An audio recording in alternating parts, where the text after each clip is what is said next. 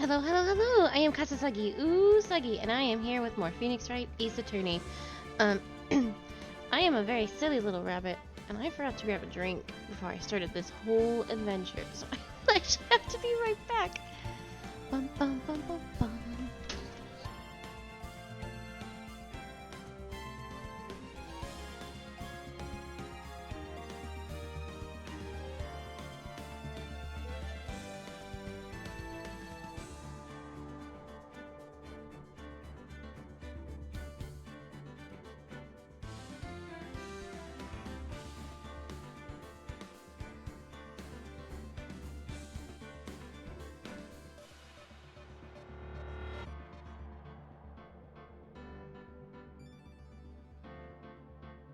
Hello, hello! Alright, I have my drink. I am ready to do a lot of talking. I meant to grab one. And then I got distracted, because I needed to put a thing that goes, that plays in chat every so often to remind people that I am blind to this game and some of the others, so. Okay.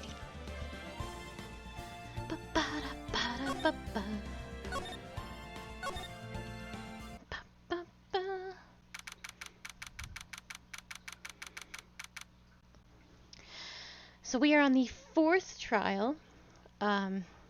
Miles Edgeworth has been accused of a big murder. That's not ideal.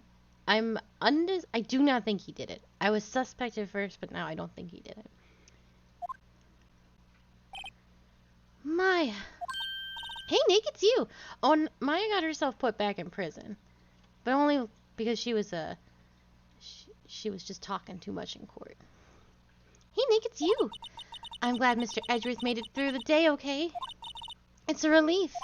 Hey, why'd you do that anyway? I don't know.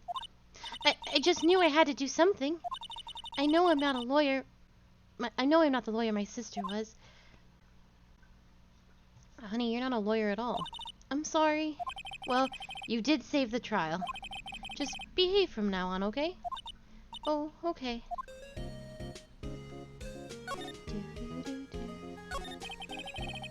Have you been questioned yet? No, not yet. Thank you so much for the follow. Detective Gumshoe was here just now. He said, seeing as this is your first offense, we'll let you go after questioning. Whew. Oh, and he wanted me to get bail money ready. You can pay for me, okay? Huh? How much? I don't know. I guess they'll send you a bill or something. Why do I picture giant bales of money every time I hear the word bail? Any luck with Mia? None. I can't get through to her at all. I tried, I really did. I don't know what to do. I think I probably shouldn't have stopped my training. She sounds like she really did do her best. I should check and see if there are any waterfalls in the local area. I wonder if I'll ever see my sister again. Oh. Do I just leave you here? Alright, bye.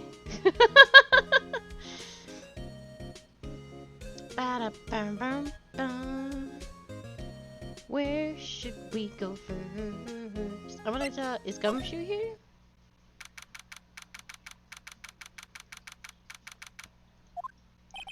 Detective Gumshoe's not here. Gumshoe's at the scene again today. Huh? Oh, really? He's a live wire, that one. Got into a fight with the chief for not following protocol. Not following protocol? I bet he wouldn't help them build the case against Edgeworth. Alright. I don't think there's going to be anything at the other guy's office. There are fewer than there were yesterday, but the cops are still around in the park. I wonder if Detective Gumshoe is here today. Well, Phoenix, we just actually found that information out.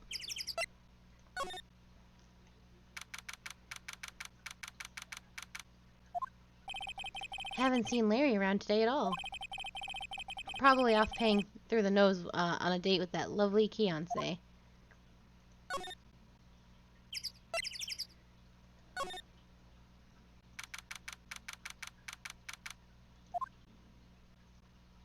Oh, hey, Detective Gumshoe. Hey, pal. The trial today at, Yes, what about the trial? Well, I was gonna say good show, but it wasn't really all that. Though you did save Mr. Edgeworth, I guess. I just wasn't sure how to thank you, you know. Thanks. Detective Gumshoe, any idea what strategy Von Karma is planning for tomorrow? It sounds like he's bringing in another witness. Another witness? Oh, right, he said something about that in the trial today.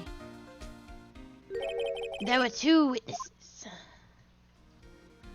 I was wondering who that other witness was. Who was it? Sorry, pal. As much as I'd like to, I'm not at liberty to divulge that information. Right. Oh, right. I wanted to ask you something about Edgeworth. What's up? Is he afraid of earthquakes? I've never heard anything about that before. Mr. Edgeworth doesn't talk about himself too much, see? But there's one thing that's clear as day. Thank you for the bean tax and putting beans back into the bean economy. Him hating crime the way he does, and him becoming a prosecutor, and him being scared of earthquakes, it all started with that incident. The DL6 incident? Yep, that's the one. 15 years ago when he saw his father shot before his very eyes. He still feels that pain now. You can see it in his eyes. I wanted to talk to you about Maya Fey. Huh? She's not out on bail yet? That's strange. I told him to let her go as soon as they had their report written up. Man, I don't know what would have happened in that courtroom today if it weren't for her. Seeing her getting dragged out by the bailiff. I'll be honest with you, pal. I shed a tear or two. Mr. Edgeworth, he was so moved I saw his lip trembling. Really? Cold as ice, Edgeworth? He was really grateful for what she did, you know? I'm gonna head back to the station. I'll get the report on Maya and get her out of there as soon as I can. Thank you. Oh, wait. I was wondering, how much is bail going to be? Don't worry about that. Mr. Edgeworth is posting the whole amount. What? Edgeworth? Didn't I tell you? He's grateful to her for what she did. Alright, pal. Well, don't forget to go pick her up, okay? Maybe I can get Edgeworth to pay this month's rent, too. Well, he should be paying you, Phoenix. You are being his lawyer.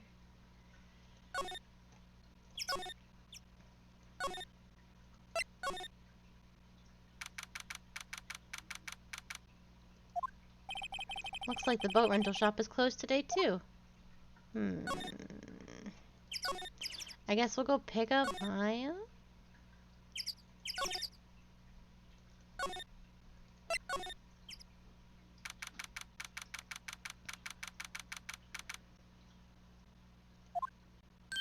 Hey, Nick! You finally came. They just finished the paperwork. I'm free to go. Free at last, eh? Those interrogators were really mean. They were like, okay, what did you do this time? Like I was some kind of criminal. Can you believe it? Well, they let you out in the end, didn't they? Oh, that reminds me. Thanks for bail. Thank Edgeworth. He posted bail for you. Said he was grateful for what you did. Mr. Edgeworth did that? I have to make it up to him. We've got to win this case, Nick. What do you think we should do next? We're kind of lacking in the clues department. We could go to the park and look for Gordy. I was kidding. Still, if there are any clues out there, the park's as good as bed as the park's as good a bed as any. Ugh. What do you say? Shall we head down there? Sure. Have you noticed anything lately? You know, I did notice one thing while I was here in detention. It's really pretty comfortable here. It's warm and they keep it very clean. I meant, have you noticed anything about the case? Well, not much more than that, no. She's probably still upset about Mia. I should leave her alone.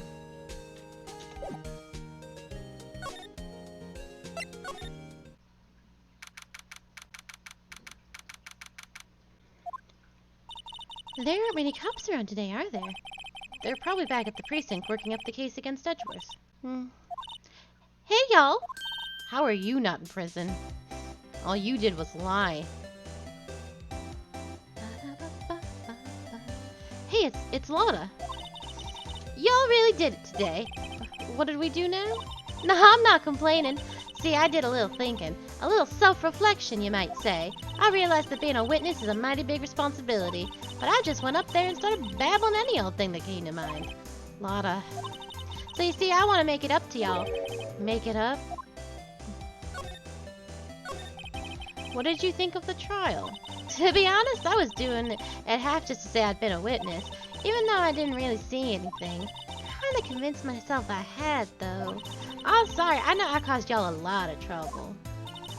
Well, memory is a tricky, vague little thing. Yeah, I sure know that now. I'll be fine the next time I witness a murder. Right! You mean the first time you witness a murder? What about Gordy? Right. Well, the way I figure, the trial's only stoking the flames of Gordy's fever. I'll get my exclusive photos and rocket to start. Alright, Lotta, you go, girl! I wish I could be an investigative photographer, too. Finish your spirit medium training first. Lotta, what do you mean by making it up to us? Well, you see... Actually, I got a bit of information for you. What? That Von Karma didn't want me to say nothing about it. Well, what information? Now we're getting to the heart of it. See, I reckon we might be able to do ourselves a little exchange. Exchange? I thought this was to make it up to us. Right. I propose a little exchange to make it up to you. What? What? Information don't come cheap, my friend. Hey, I see you thinking, my, how unsophisticated these southern folks are. It's written all over your face. Let me tell you, most southerners are way more sophisticated than you. I'm just the exception, okay? Well, what'll it be? We gonna deal or not? Well, what do we do, Nick? I think we got a deal. Is this illegal? Well, fuck, not that it matters in this game. We don't have any other leads, so I don't think we have a choice here. Okay, how much? Huh? You completely off your rocker? I may not be sophisticated, but I'm not trying to rob the poor. Huh? The only fair exchange for information is information! Listen good. What I need from you is information about Gordy. Whoa, Gordy? But Gordy doesn't... I mean, Gordy might not exist. Then bring me proof that shows he don't. I'll be keeping watch from the car, okay? You see something, you all come to me first, got it? Oh, okay.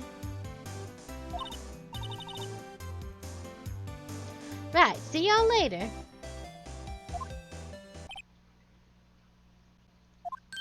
Okay, Nick, let's get hunting. Hunting? You don't seriously mean... Gordy? I sure do. What about Edgeworth? We're searching for Gordy for him, Nick. Don't you get it? Okay. And how exactly do we search for a make-believe monster? Maybe we can find a monster specialist.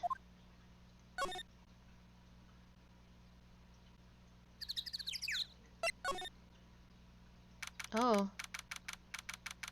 This is different. I was just over here. I don't remember this. What's that? The Steel Samurai, Nick! Yo, Maya! Larry, what the heck is that? Oh, it was my girl Beyonce's idea. She was all like, if you put this here, it would be like really cool. Dude, she gave it to me along with the banner. Wow. That's really impressive that she could find those for you. She knows a lot of people. And that show's finished now, so she got them for free. Right. Yo, Nick! What happened with Edgy? Well, we made it through the first day in court, alright. I don't know how good our prospects are from here on, though. Huh. Hey, Larry, did you know Mr. Edgeworth's secret weakness? He's terrified of earthquakes. He acts like a little boy. Huh. That's weird. I don't think he was ever like that in school. No? Really? Well, we were only in the same class for a little bit. He transferred schools pretty quickly. Transferred? Right, when the DL6 incident happened. Doesn't look like Larry knows about it, though. A new odd job? Congratulations!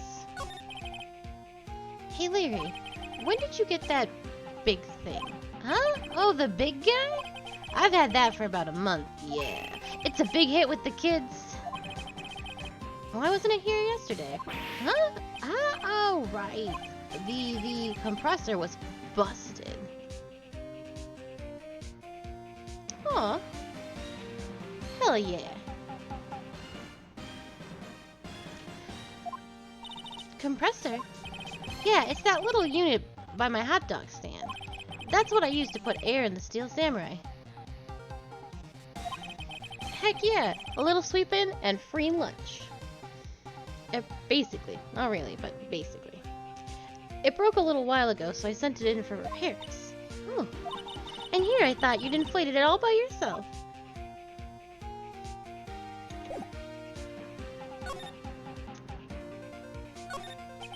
The trash can is empty. At least the place is well maintained. Hey, Nick, benches! Let's take a break. Maybe have a dog. I think not. It's too cold to sit and eat hot dogs out here. Wimpy city boy. You should try standing under a freezing waterfall sometime. I can't get over the samurai dogs. The original samurai dogs, no less. Hey man, whoever calls their product the original first wins. Why don't you add world famous to the sign? Hey, good idea! What have I done?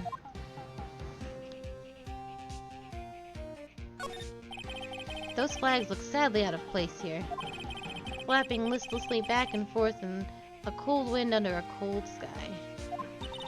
I don't know, I think it gives the place kind of a festival atmosphere. It reminds me of the War of the Eyeglasses. The War of what? Huh? What? You mean you don't know the War of the Eyeglasses? What the heck is that? Our local fair used to do it every summer. Huh, I guess we were the only ones. I ask again, what the heck is that? Doesn't that Steel Samurai look a little out of place? I mean, it's just so huge. I guess it's good advertising. Something about this Steel Samurai just doesn't work for me. Huh? Really? It looks pretty well made to me. Huh, still a novice, aren't you, Nick? Really? True connoisseurs like Cody and me don't fall for this kind of stuff. These Steel Samurai fans are obviously in a league of their own. What's this machine? That's a compressor. I use it to fill up that balloon there with air. Huh, neat. Just got it repaired yesterday. Man, what a drag that was.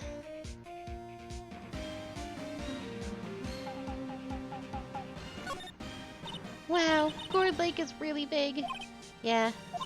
Say, Nick, why is it called Gourd Lake? Oh, well, a long time ago they used to grow gourds here. Whoa, no way. I was sure it was because the lake looked like a gourd and when viewed from above. You know, like an hourglass shape. Well, it is shaped like a gourd, actually, but that's just a coincidence. Oh, okay.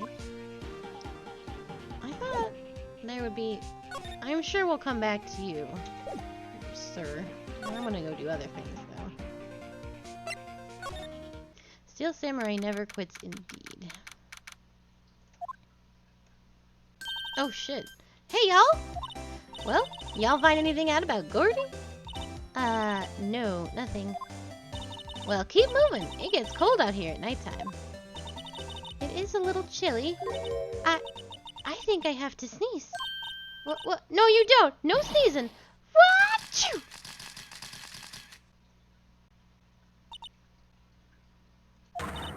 I told y'all no sneezing. See, I set that camera to spawn to things a little softer than a bang. It triggered to one of Von Karma's finger snaps now. Oh, I'm sorry.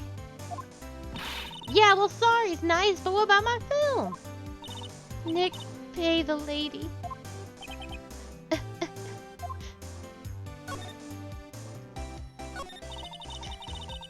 I learned something in today's trial, that's for sure. Testifying is serious business. That's why I decided not to talk about that case anymore. Huh.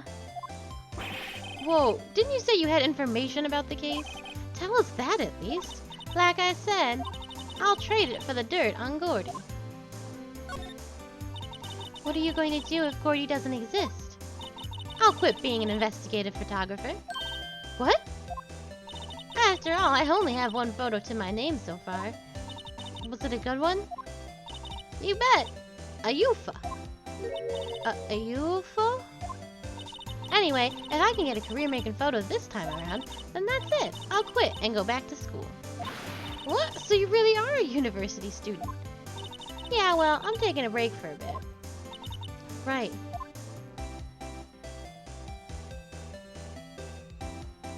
Is this the same text? It is.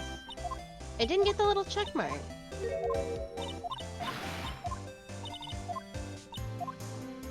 Okay. Interesting.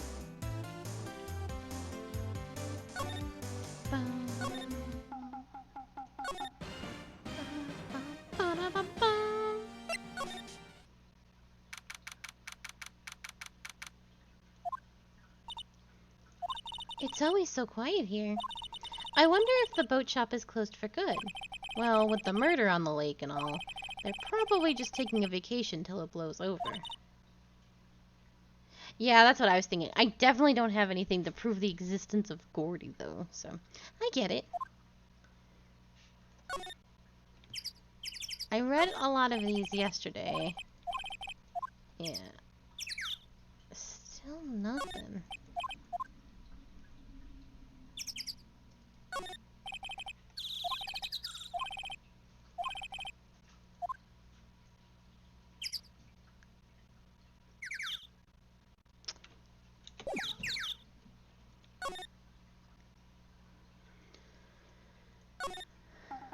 What do you have to say for yourself, boy?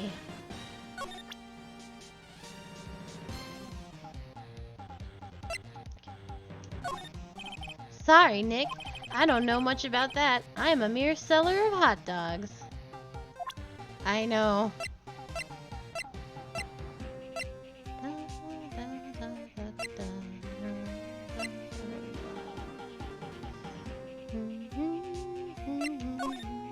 Sorry, Nick.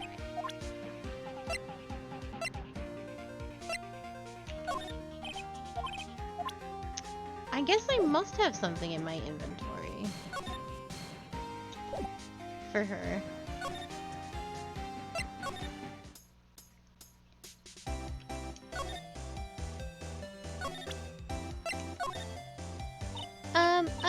You know, I was wondering, yeah? What if you get a big picture of Gordy, and it turns out like this enlargement did? Y'all crazy? A blurry picture like this doesn't make a hit story. I need a picture that screams, I am Gordy, hear me roar. I can't turn something like this into the paper. What kind of fool do y'all think I am? Hello, Zeb. I am good. How are you? The kind of fool that would turn a blurry picture in as evidence in a murder trial? Not to mention claiming she saw something she didn't see.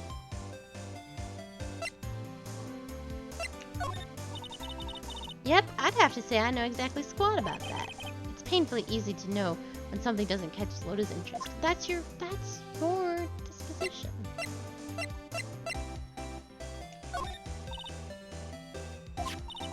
I gotta do what I gotta do to get a picture of Gordy. That's why I raised the sensitivity of my mic. Just watch yourself from now on, okay? Sorry.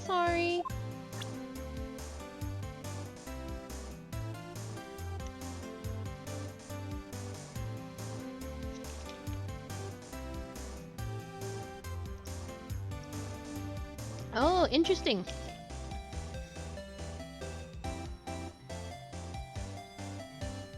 I've never played that. We started playing Pillars of Eternity 2 yesterday, and it was very good. I'm glad I did that enlargement. No kidding. If we didn't have that, Edgeworth would be in prison now, or worse. There's never a lack of drama when you're on the case, is there, Nick? Why are you always on the verge of horrible failure like this? Careful or the stress will send you into an early grave. Thanks for the cheerful message of support.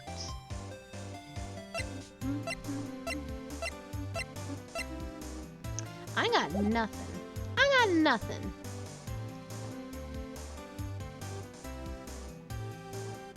Oh, interesting. That sounds very cool.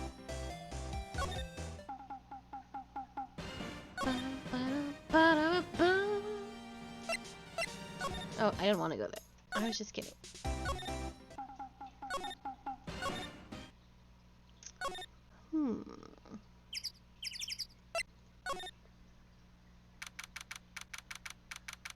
Oh, good. It is doing the thing.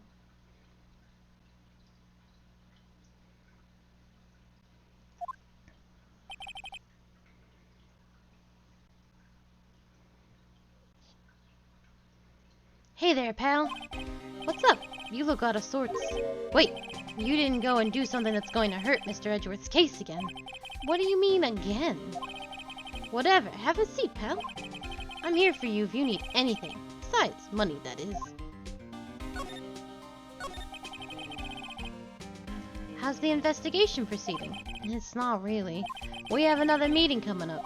We're supposed to talk about Mr. Edgeworth's motive. His motive? See, Mr. Edgeworth's father died in the DL6 incident, and that guy who's got the lone suspect declared innocent was the victim in this case. Robert Hammond. They're saying that's why Mr. Edgeworth shot him. And Edgeworth never talks about his past. I bet they'll drag that out and hit him with it in court tomorrow, too. Poor Mr. Edgeworth. I gotta admit, it doesn't look good, pal. Say, Detective Gumshoe, do you know Gordy? The monster down in the Gourd Lake? Not personally, no. Well, we're looking for it. I have that same problem when I watch other streamers. I'm like, I want that. I just want that to go over here. Over here? Huh? Are you out of your mind? You got time to go monster hunting? How about doing a little questioning for me then? Oh, Detective Gumshoe is scaring me, Nick. I told Detective Gumshoe about the deal with Lotta. Nick, try telling him sooner next time. Sorry.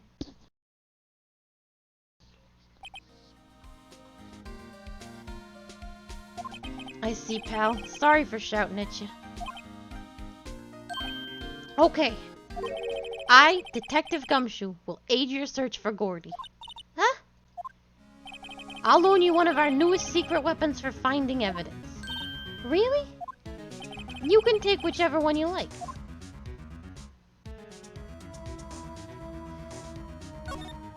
Okay, give us the goods. Hold on now. Everything in due time. First, let me show them to you. These are our best and brightest. Introducing secret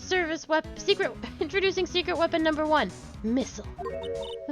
Missile? I hope it's a gun. He's a canine police dog, still in training. Missile. Missile.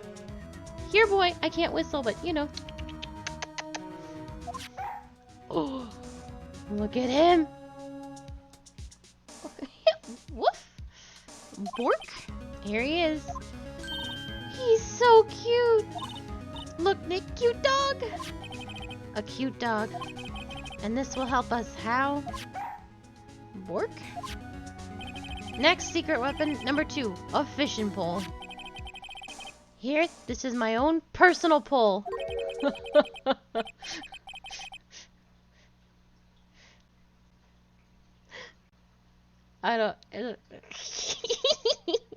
It's his own personal pole.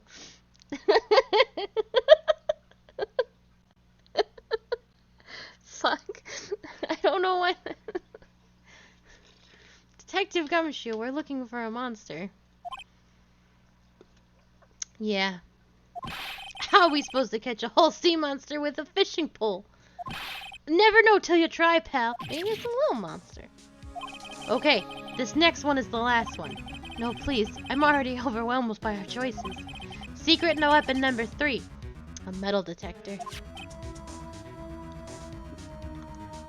Here, Detective Gumshoe. We're looking for something alive. Right. How are we supposed to find it with a metal detector? Yeah, you never know. It might be been eating soda cans. Well, which will it be? I can't make up my mind, Nick. They all seem so perfect.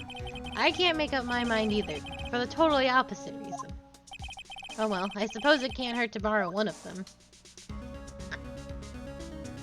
I genuinely don't know which is right. I assume you can use all of them. So I'm gonna start with the metal detector. Can we borrow that metal detector? Sure thing, pal. I'm not sure what we're gonna find with this. Remember, you're hunting for a monster. Anything is possible. Anything.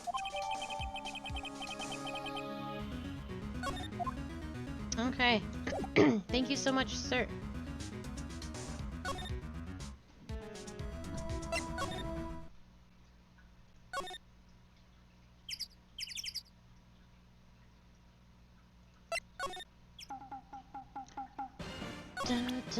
Do you want to look at my metal detector? You're worthless.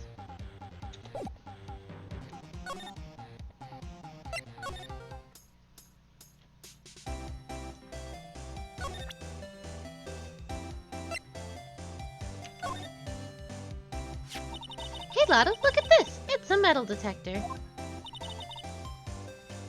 I know what it is. I'm not sure that's gonna pick up Gordy, though. Unless he's been eating people's watches or spare change or something.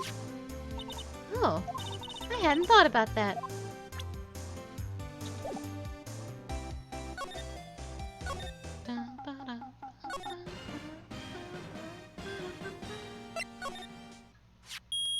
Ooh. Nick! Uh-oh. Holy shit, the bots. And Q is downstairs. I'll get them all. I'll destroy them all.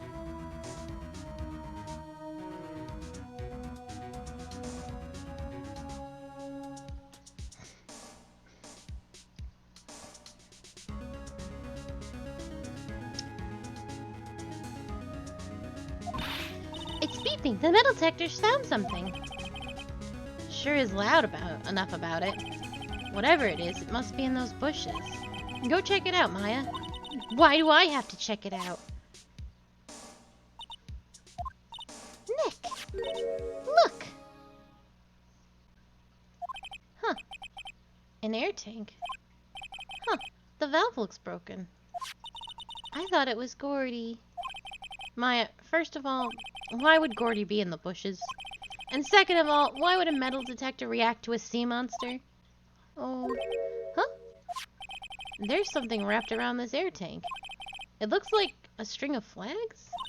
Well, we might as well take it with us now that we found it. It's heavy. Let's go talk to a boy about this.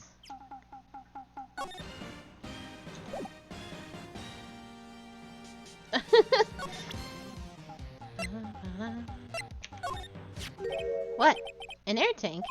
What about it? Larry, I wanted to ask you about this tank. Have you seen this before? Yeah, me? No, never. Who the heck would go diving in the middle of the winter? There's something about the way his eye twitches when I showed him this tank. I think I'd better pursue this line of questioning a little further.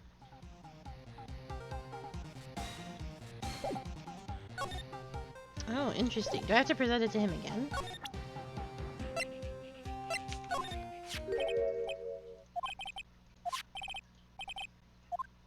Is it yours?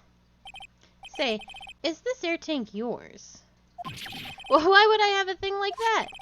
Look, see how there's a string of flags around the tank valve? It's just like the string of flags around your steel samurai there. Must be a coincidence. There's a string of flags everywhere these days. Like elementary schools. And used car dealerships. Look, why would I need a tank anyway? To inflate something. You used this to inflate that, didn't you? Inflate what? What else? That big puffy steel samurai. Now, why would you go asking me a question like that? Looks like I hit the nail on the head. Right. Actually, see, the compressor I always used was on the fritz. So I tried using the tank to inflate it just once. And it didn't go so well, as I suspected. It didn't go so well? Yeah.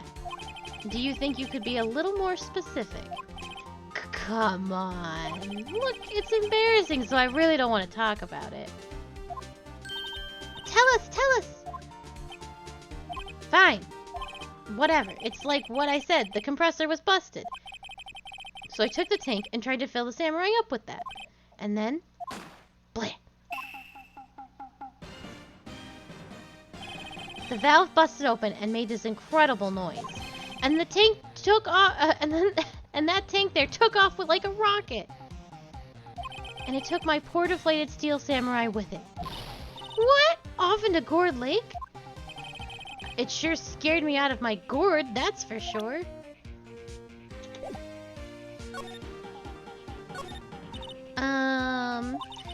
So the tank and the steel samurai you were trying to fill up flew away.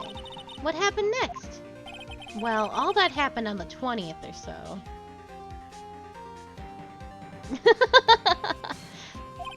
The 20th, a week ago.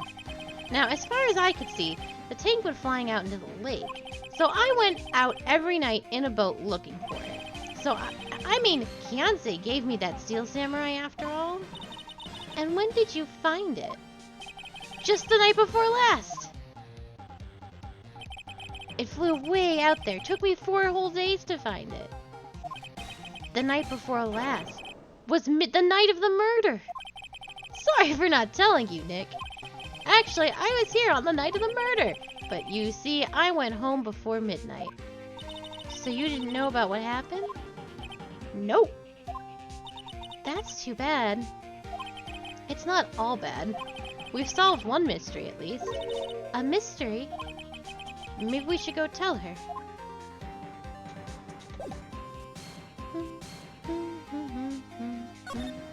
Okay, I think I've done all that I can do with the metal detector. We've solved a mystery. It wasn't a mystery that needed solving, but by God, did we solve it.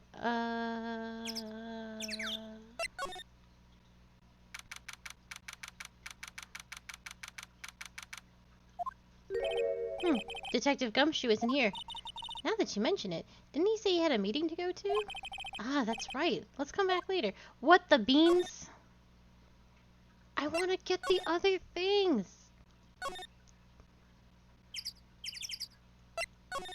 Obnoxious.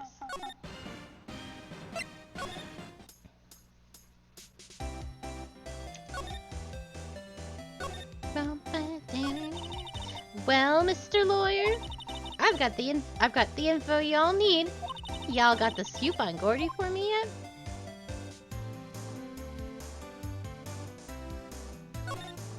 Lotta, there is no such thing as Gordy. What? How can y'all be so sure? Really, Nick? Y'all got some proof Gordy doesn't exist? The proof that Gordy doesn't exist. Of course I have proof. No lawyer worth his badge would make a claim without the proof to back it up. Here's the proof that Gordy doesn't exist. Is it this? Larry's air tank? What are y'all doing with an air tank? This is Gordy. Excuse me? What exactly are you saying, Nick? There's a stand near here. A hot dog stand? There's a giant inflatable samurai doll there. About a week ago, an idiot, who happens to be a friend of mine, tried to fill it. He used his air tank, and then the valve blew. The tank flew into the lake. Apparently, it made a pretty loud bang when it flew. A bang. The tank, along with the still deflated samurai, fell into the lake. At the same time, a couple was taking a photograph of the lake. This photo. Wait, So you're saying that Gordy is really the Steel Samurai?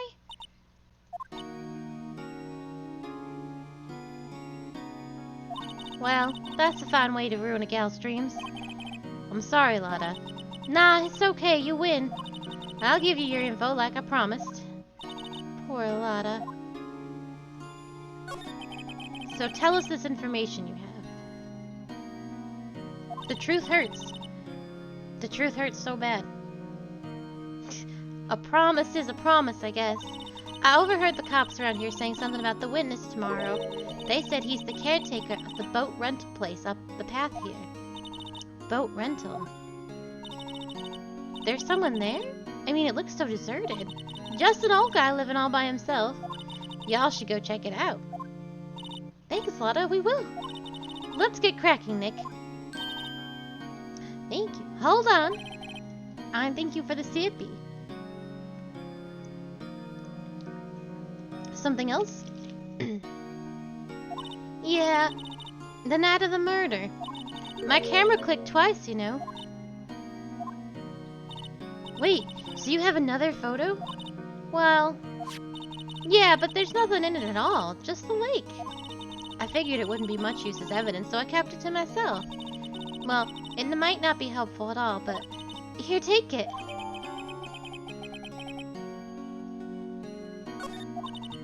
Bye now. Y'all take care.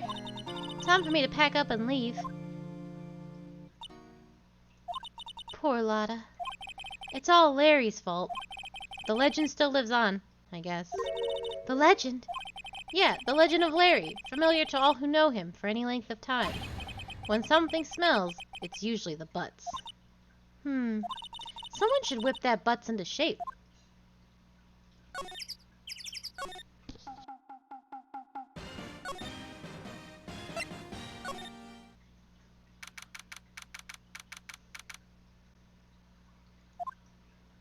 Hey, Nick. This is the boat shop that Lotta was talking about. You're right. Doesn't seem to be anyone around at all. Well, let's go check it out anyway.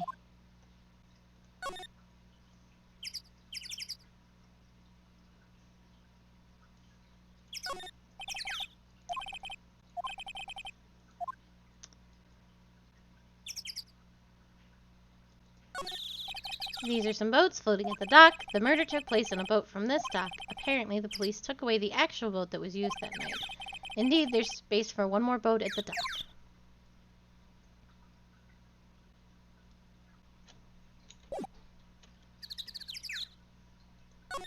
I can't look at it any harder than how I'm looking at it.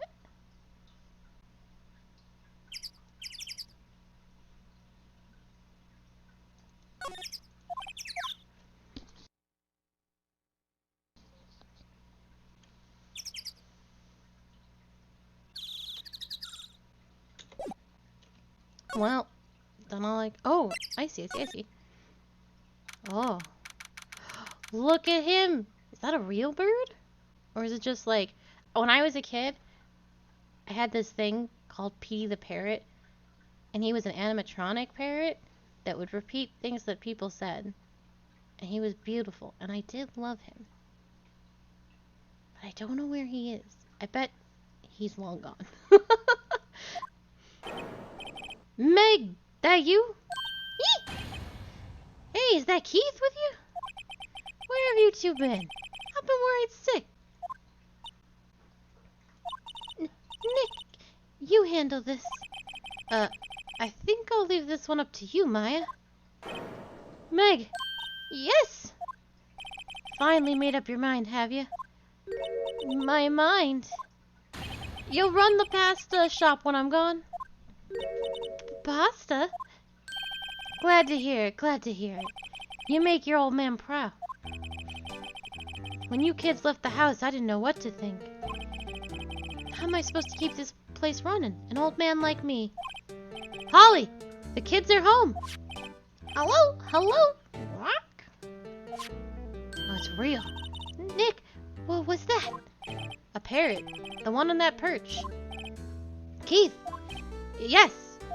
I leave the wet noodle in your capable hands, Sonny. Nick, what's the wet noodle? Based on the available evidence, I'd say it's the name of his pasta shop. That's a relief, isn't it, Polly? Hello? Hello? Yep.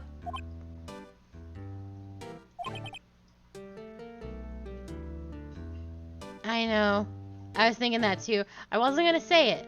I wasn't gonna say anything about his wet noodle. He fell asleep. I guess he's relieved.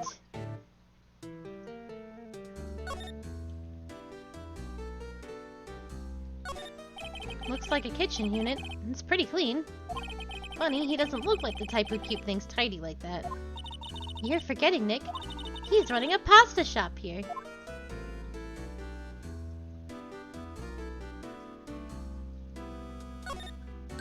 Wow, what an amazing parrot this is. Good morning. Hello. It ignored me.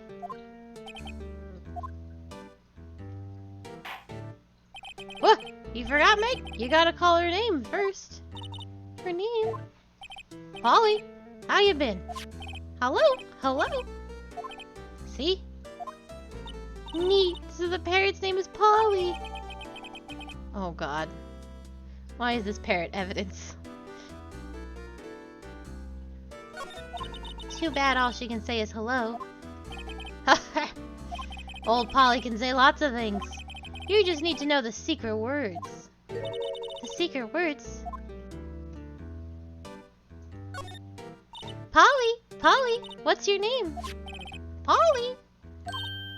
Cute. Maya's found a new friend. Wow, there's lots of various fish in Gourd Lake, aren't there? Something funny, Nick? All these fish are saltwater fish.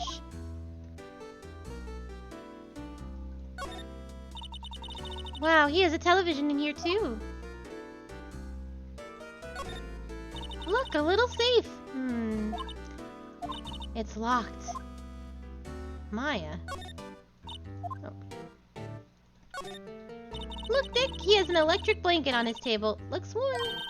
That's a great idea. We should do that at the office. We can sit down with our clients, snug and warm, and drink hot cocoa. And what? Talk about murder? Oh, you're a party pooper, Nick. She did. Maya is a girl after my own heart.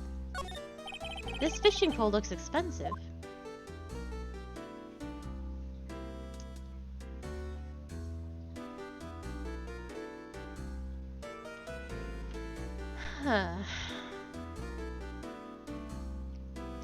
There's something fishy going on here, but I can't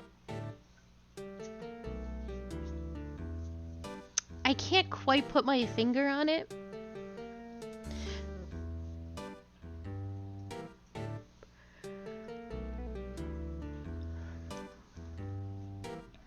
And I'm afraid to say this man is faking, but there's a lot of stuff here that makes me question who. I don't know. I'm just gonna talk to him.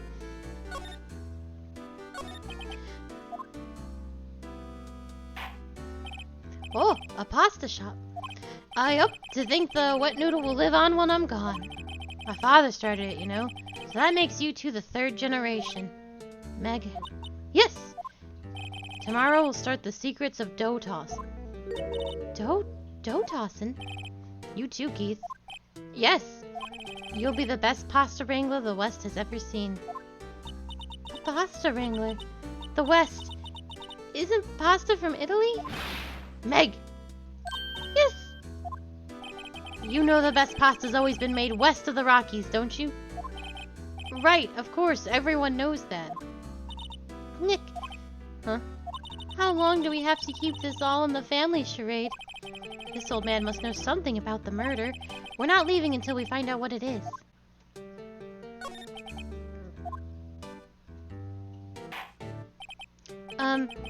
This is a boat rental shop, right? What are you talking about? This here's the Palace of Pasta, the West Noodle. Though now that you mention it, we haven't gotten many orders for spaghetti lately. All the kids come up and say, "Yo, dude, we want to ride one of your boats." That's why I keep them boats out there. Youngsters these days, darned if I understand them. I'm pretty confused myself. Nick, this isn't going anywhere. But this old man is the witness tomorrow, right? We've got to find something, some way of getting that information out of him.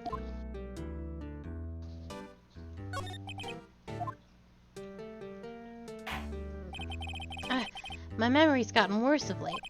That's why I just tell everything important to old Polly over here. Everything important? I wonder. Polly, what's the number of the safe? 1228. All right. Hey, Polly, watch it, will ya? See, Nick? All it takes is a little clever thinking. And a criminal mind. Quick, Nick, write that number down. Hey, don't get me involved in your little heist schemes. Well, hold on.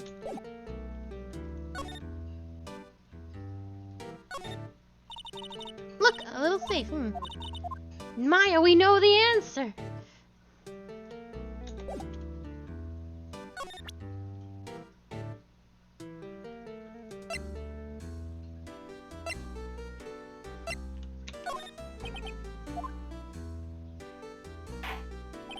Now listen here, Keith. Remember that tricolor pasta we were talking about? Our rainbow loli? I figured our last color we should use is indigo blue. Indigo blue? That didn't seem to work the way I thought it might.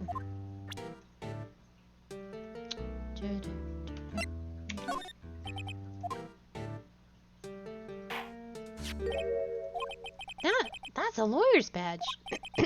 Yes, it is. I don't believe it. This old guy is the first person to recognize my badge. I get it. Huh? Yup. I got you figured out now. You're not Keith. Nick. Now's our chance to clear things up. Sir. No, I'm not Keith. And I'm not Meg either. We're here investigating a murder that took place on the lake the other night. Please help us. A lawyer, huh? Please, mister. Alright, I'll help. But on one condition. What's that? When this case is over and done, you'll run the wet noodle.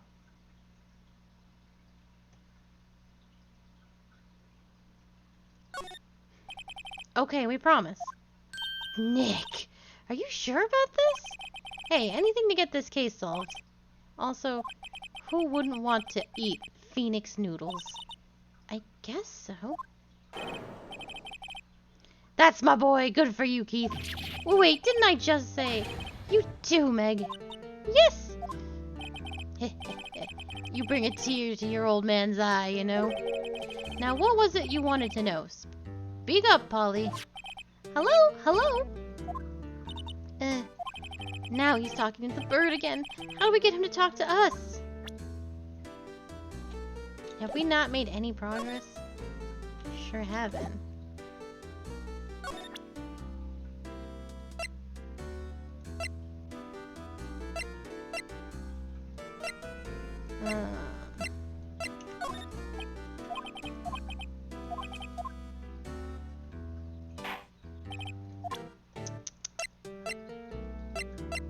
Do you want to see my gun? Ugh.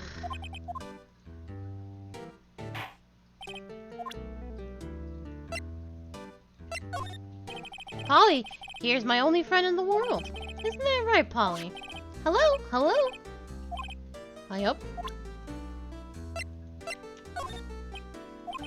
Ugh.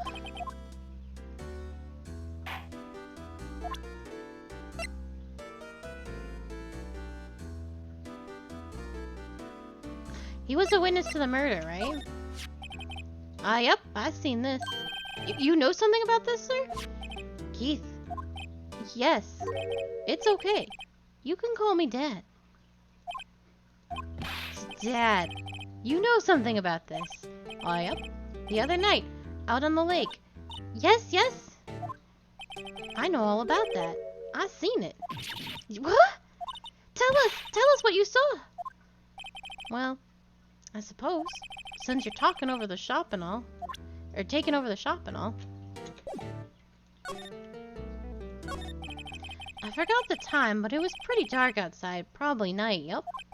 It was after midnight, but okay. Then I heard this bang, so I looked outside. Then I heard another one, bang.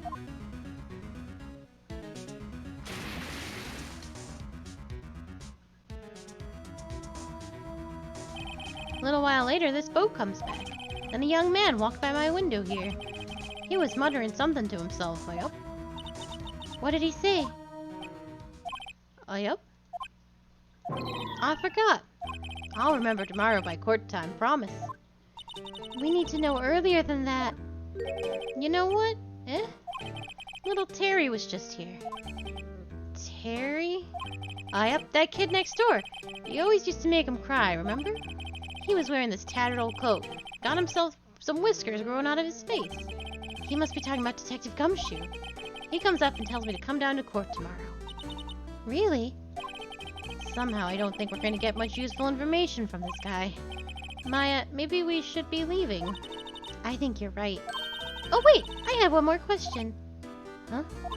Polly, have we forgotten something? What? Don't forget, DL6. What? What did she just say, Nick? One more time, Polly. Don't forget, DL6. What? The DL6 incident? Hey, mister, I mean Dad. This is getting weird. Who is this old guy? Why would that bird Polly know about DL6? We have to figure out who that old man is. Oh. What? He locked the door from the other side. Who could that old man be? I think I need to do a little more research on this DL6 incident. Maybe I should ask Detective Gumshoe.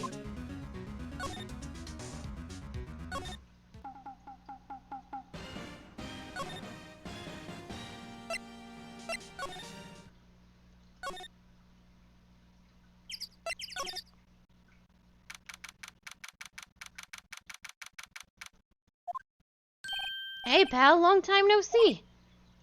You don't look so happy. What's wrong this time? Actually, we wanted to ask you something. Yeah?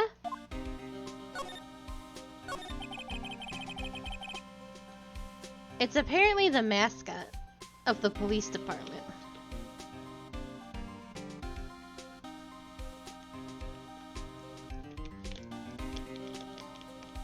You know that boat rental shop down at Gourd Lake? Oh yeah! The old man who runs it is appearing as a witness in court tomorrow, right? How'd you... that was supposed to be top secret. Do you know who that old man is, Detective? Actually, I don't. He's a bit of an odd bird. I haven't been able to get a straight answer out of him. I decided first that he wasn't persuasive enough to stand and testify as a witness. That's why we called Miss Lotta Hart yesterday. As for who he is, we have absolutely no idea. Sounds suspicious. Detective Gumshoe, please help us. Huh? We need to know about the DL6 incident. That was when Edgeworth's father died. I can't help but think that it has something to do with this current case. To tell the truth, I don't know much about DL6 either. Mr. Edgeworth forbade us from reading the file. So, I'm afraid I can't show them to you either, pal. What? However, if you can convince me somehow that the DL6 incident is related to this case, well, I guess I'd consider opening the file up.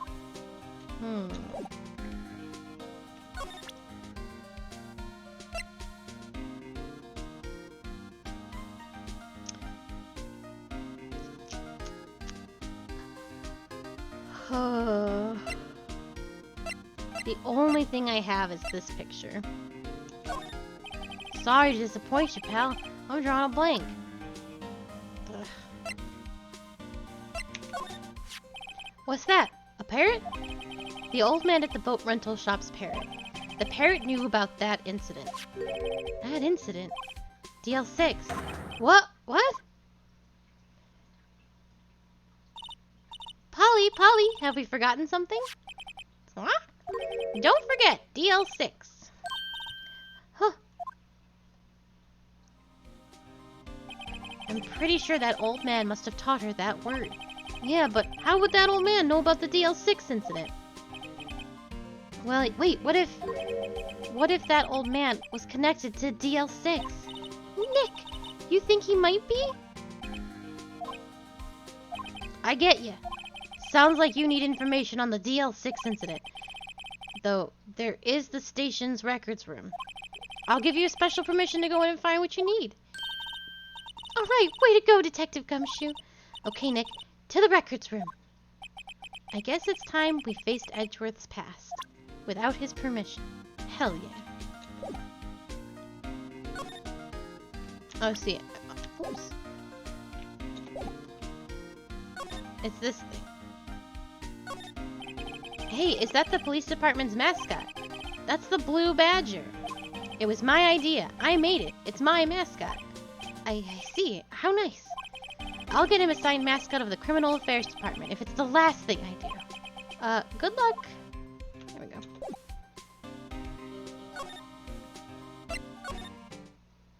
Ooh.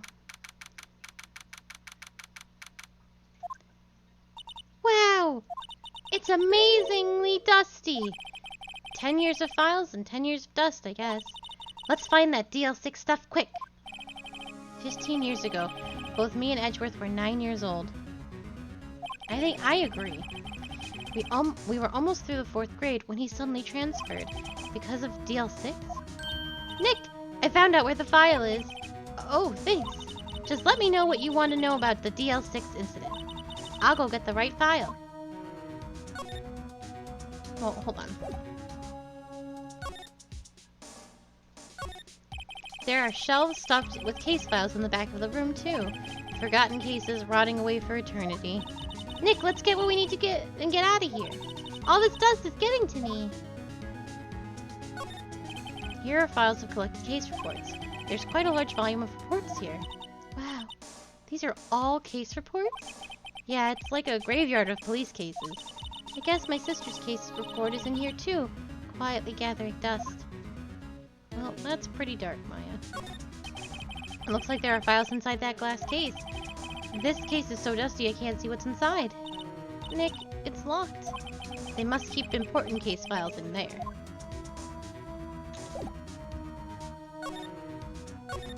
Well, first I have to get a handle on the main facts, like a summary. Right. Summary, found it. Here you go. December 28th, 2001. That's exactly 15 years ago from the day after tomorrow. So in 2 days, the case is closed. The incident took place in the elevator of the district courthouse. What? Is this the same district courthouse where we're holding the trial now? Looks like it. There was a large earthquake at 2 p.m. on that day. Part of the court building collapsed and all of the lights went out. Wow, that was some earthquake. At the time, 3 people were trapped in the elevator. It took 5 hours for them to be rescued. 5 hours. That would be scary, like that in the dark. There was a lack of oxygen in the elevator, and the survivors were unconscious. The survivors? One of the 3 in the elevator had been shot in the heart. That was Mr. Edgeworth's father, wasn't it? He said that his father was shot before his very eyes. So Miles Edgeworth was one of the other passengers in the elevator. Do you have data on the victim, Edgeworth's father? Yeah, hold on. Victim. Here, found it. Gregory Edgeworth, 35, defense attorney. If he were still alive, he'd be 50. He had lost that day's case in court and got in the elevator with his son, Miles. Miles Edgeworth, of course. So he was in the elevator with his father. From the angle of the bullet and other evidence, it could not have been suicide. The murder weapon, a pistol, was found in the elevator. The pistol had been fired 2 times. have I heard that before? Huh, it sounds just like this current case. What is going on here? Got any data on the suspect in there? That would be the guy that my mom got arrested. Hold on, this is it. The man arrested as a suspect in Deal 6 was Yanni Yogi? He was a clerk in the court, apparently. So he must have been the third person in the elevator. Well, he had to have done it. But he was found innocent, thanks to his defense lawyer, Robert Hammond. Hammond, the victim in our case. Right. The suspect, Mr. Yogi, was oxygen deprived, so much so that he had brain damage. He lost all memory of being in the elevator. After he was declared innocent, he disappeared. Where could Yogi have gone to, I wonder? He may be closer than we think. I guess I know generally what happened in DL6 now. I still don't know what sort of impact the whole thing had on Edgeworth. Nick, are we going to take the whole file? There's too much, we'll never get it out. You're right. How about we just take what we think we'll need? I don't know if we can just take stuff like that. Right. That's probably all we'll be able to find here. Now, all that's left is the trial tomorrow. I wonder how Dad will do testifying in court.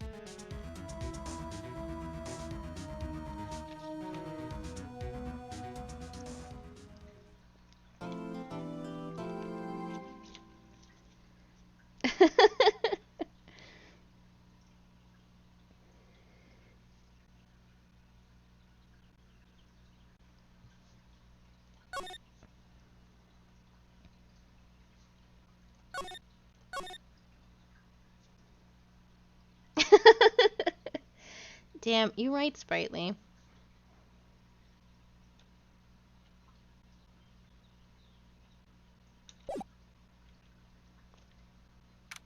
I simply take what I desire from the evidence room.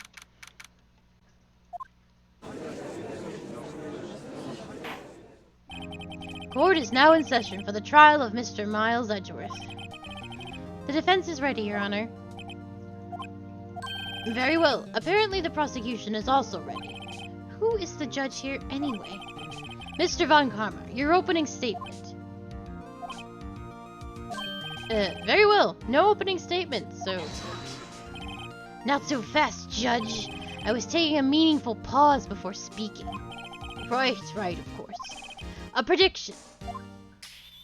Today's trial will end 3 minutes from now. Order, order. Mr. Von Karma, what is the meaning of your statement just now? Ugh, must you question everything? It will be over in 3 minutes. We have no time to waste. I will call my witness now. Right.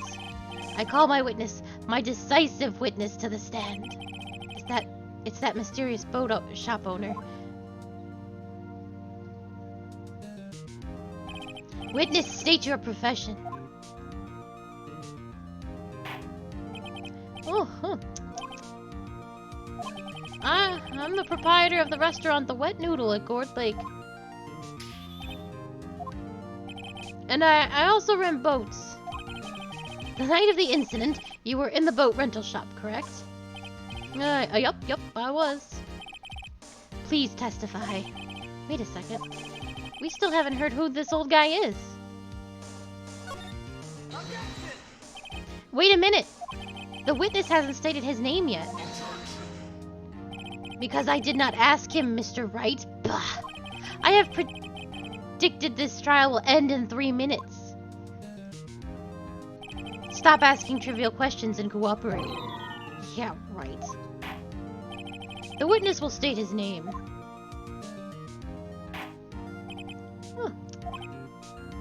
Huh. Well, I'm not really sure, yep. What do you mean? My, memory. Your Honor, the witness does not remember anything beyond the last several years. Ergo, he cannot recall his own name. He can't recall, you say? Yes, but the incident in question took place 3 days ago. He can testify. Very well. Let's hear this testimony then, shall we? Witness? I think he's Yanni. I think he's the clerk that was accused of murder. For killing Edgeworth's father. But I don't know for sure. So just put your thinky faces on. It was the night of the 24th, just after midnight, yep. I was in the restaurant, where I rent boats, as usual. Then I heard a bang. Yep. Yeah. When I looked out the window, I just saw a boat floating on the lake. Then I heard another bang. Just about then, the boat comes back to shore, and a man walks by my window. Very well. I'd like to begin the cross-examination. There is nothing to question in my witness's testimony. Ergo, no need for cross-examination. Besides, there are only 10 seconds left before our 3 minutes are up. Judge, your verdict now. Yes. Mr. Wright. What are you saying? Of course I'll cross-examine the witness. Very well, you may begin. Ah! Excuse me, Mr. Von Karma. 3 minutes just passed. I see. Well, then let's just take our time. You may cross-examine the witness. Jesus Christ. It was the night of the 24th, just after midnight. Yup. Which means... just after midnight, you say? Yep, just around then. Are you sure? Pretty sure, yep. When I talked to you yesterday, you were rather vague about the time. I'm surprised you seem so sure about it today. I asked him and he remembered. Isn't that right?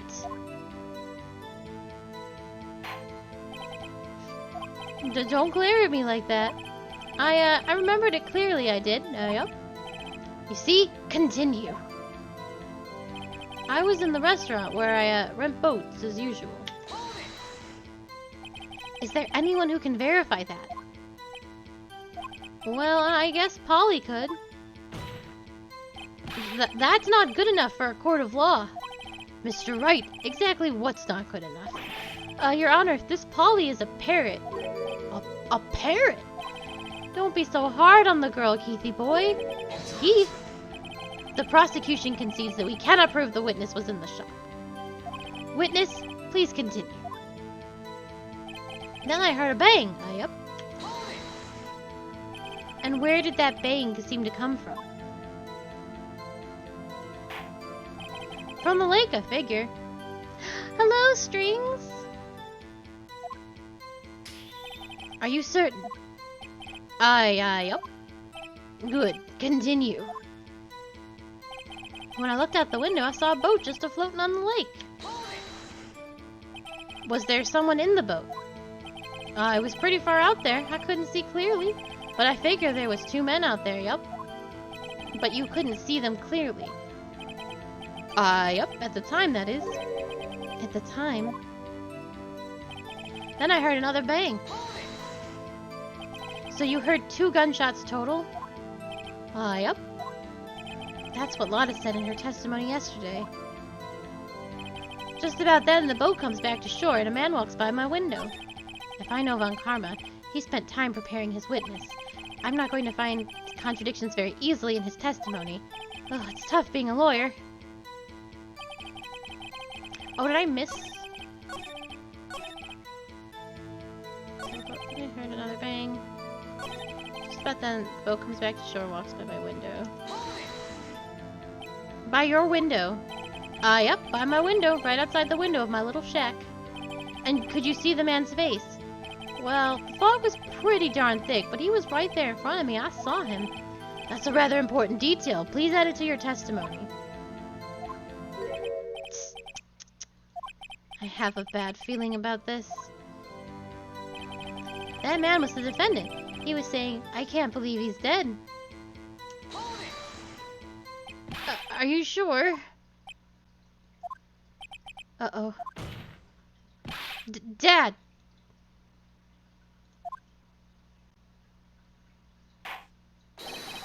Dead certain, Keith. He said I can't believe he's dead as he was walking by, too.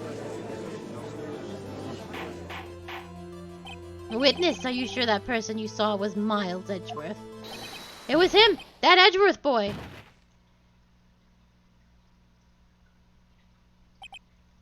This sounds like decisive evidence indeed. I see no room for doubt. Von Karma. He lured me into cross-examining so he could set me up for the fall. Nick, I don't like the way things are going here. Everyone in the courtroom is glaring at us.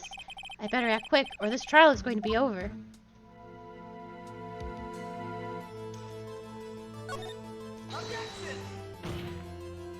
Your Honor, we proved in yesterday's trial that it could not have been Edgeworth who fired that gun. Mr. Wright, are you referring to the fingerprints from Edgeworth's right hand found on the gun, and the photograph showing a man firing with his left hand? Exactly. That is easily explainable. He could have wiped his prints after he fired. You were ignoring the truth of the matter here. Everything in this witness's testimony is true. The judge is lost in thought. What should I do? Your Honor, this witness claims that Edgeworth said I can't believe he's dead, but his word is all we have. If he were telling a lie... Mr. Wright, in a court of law, the evidence tells all. Apparently you have yet to realize even this basic fact. If you say his testimony is a lie, show us proof. Ugh. Nick, do we have any evidence? It's no good. There's nothing I can do. Are you sure? To be honest, I don't know what to do anymore. Please, can you hear me, sis? Please, we need your help. Nick needs you. 3 minutes was perhaps too high an expectation. However, 15 minutes isn't bad. This must be a new record. Enough. The witness may leave the stand. This court sees no reason to further prolong the trial, nor is there any need for more time to decide the case against the defendant. Boobas are the solution to everything. This case is extremely clear. I see no room for a misinterpretation of the facts. What? No! This court finds the defendant, Mr. Miles Edgeworth. Oh, shit. The accused will surrender to the court immediately, to be held pending trial at a higher court within a month from today's date. That is all. This court is adjourned. And did I lose game? Wait! Who was that just now?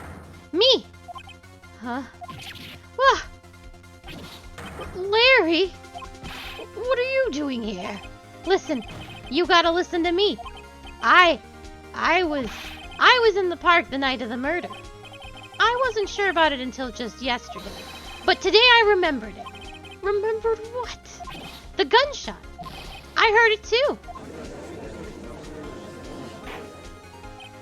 Order?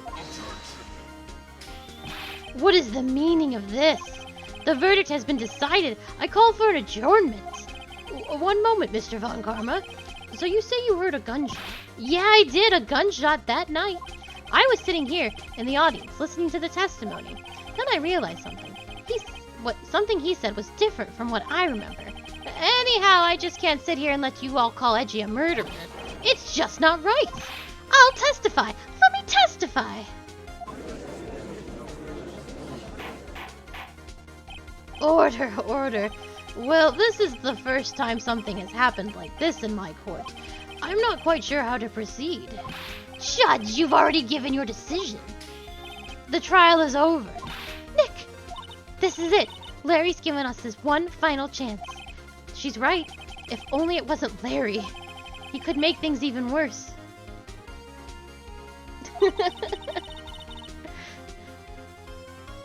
Mr. Edgeworth was just declared guilty, Nick. It doesn't get any worse. You're right. Okay.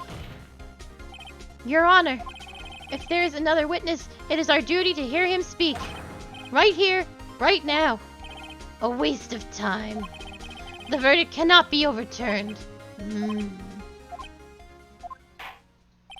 Allow me to speak my opinion. In all court proceedings, it is our duty to prevent an inaccurate verdict. In order to make sure no mistake has been made, every witness should be heard. What is this? I missed strings too. I withdraw my previous verdict of guilty.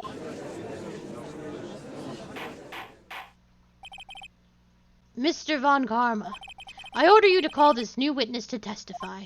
Now. What? The court will adjourn for a 5-minute recess. After that, we will hear this new witness. Court is adjourned.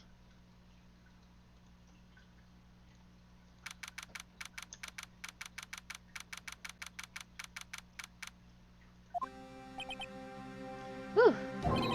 That was too close. Sorry to keep you on the edge of your seat like that, Edgeworth. Huh. I've seen worse. Yeah, right, Edgeworth. You're sweating bullets. I just wonder what Larry plans to say in there. Larry was at the lake that night? Yeah. He said he went looking for the steel samurai balloon that flew into the lake. Oh, right. And he found the balloon and the air tank that night. Yeah. Hey, Edgeworth. Huh. You say something right? Yeah, a lot of things. You seem out of it. What's wrong, aside from just you were just declared a murderer a few moments ago. But other than that, it's nothing. Mr. Edgeworth, there's something I've been meaning to ask you. What's that? Why are your fingerprints on the murder weapon? Oh.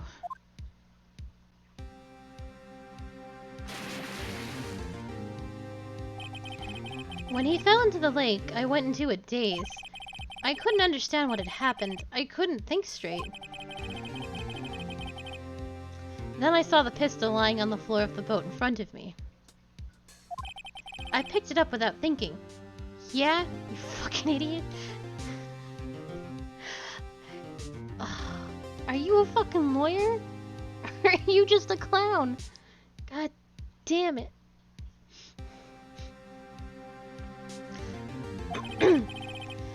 I didn't have a reason, really. I see. Right. Yeah? This might be our chance. Our chance? Von Karma has only ever run perfect trials. Perfect trials? Perfectly prepared witnesses, perfectly complete evidence. That's the secret to his success. This is the first time he's ever had to deal with something unexpected. He has to let someone he hasn't even talked to testify before the court. And that someone is Larry. What are you getting at? It's likely his testimony will be full of holes, right? That's right, Nick. No 10-minute trial this time. We'll milk this one for all it's worth. Hey, it was 15 minutes. 15! Everything's on Larry now.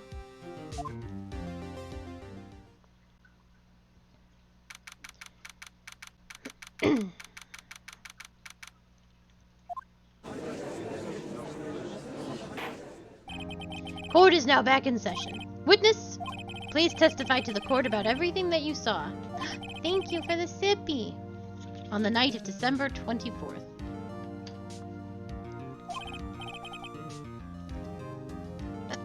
Right, leave it to me.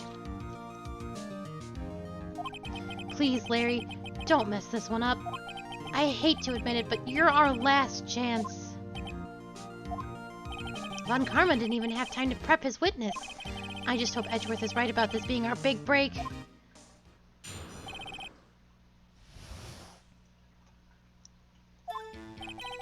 That night, I was out in a boat on the lake. I was looking for something and I found it. So I quickly slipped the boat back into the rental shop dock. Then, just as I was thinking about going home, I heard this bang. I looked out over the lake, but I didn't see a boat. So after I heard that single gunshot, I went home. That was an unusually vague testimony even for this court. In any case, Mr. Wright, you may begin your cross-examination. Yes, Your Honor. What's wrong, Nick? It's Larry. I have no idea what he's going to say if I press him. I'm a little scared. Well, we've come this far. There's no way to go but forward, Nick.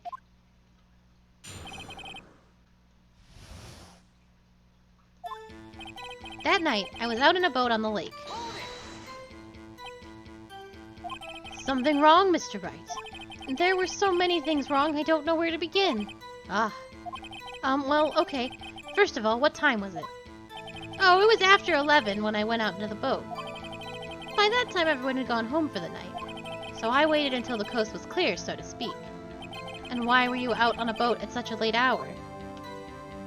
I was looking for something and I found it. Looking for something? Yeah. Mr. Butts, what was it that you were looking for? What the witness was searching for is irrelevant. Most likely he was hunting for this Gordy. That's surprisingly close to the truth in a sense. This is all irrelevant. Let's get it over with.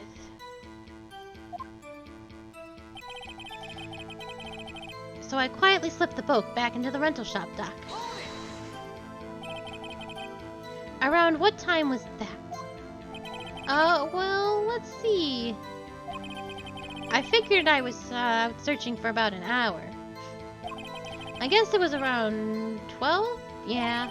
You're not sure? Hey! Don't give me that face. I'm not some sort of human sundial, okay? People use watches these days, Larry. Then, just as I was thinking about going home, I heard this bang. Where did the sound come from? Yeah, well, I wasn't too sure about that. I looked around, you know? Did you look at the lake? Yeah, I looked. I looked out over the lake, but I didn't see a boat. So after I heard that single gunshot, I went home. Well, Nick? It was a pretty wishy-washy testimony, wasn't it? I guess I should start working on the contradictions. Sorry. I wish I could be more helpful. I wish I could call my sister. Okay. So I quietly slipped. Just as I was thinking about going home, I heard a bang. I looked out over the lake, but I didn't see a boat. So after I heard that single gunshot, I went home. That's the big contradiction.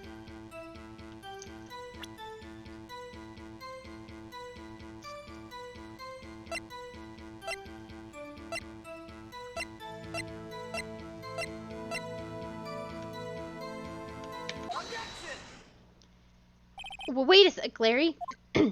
What? You only heard one bang? You're sure? That's what I said. But Miss Lotta Hart testified yesterday that she heard 2 bangs. And the old man just now said the same thing.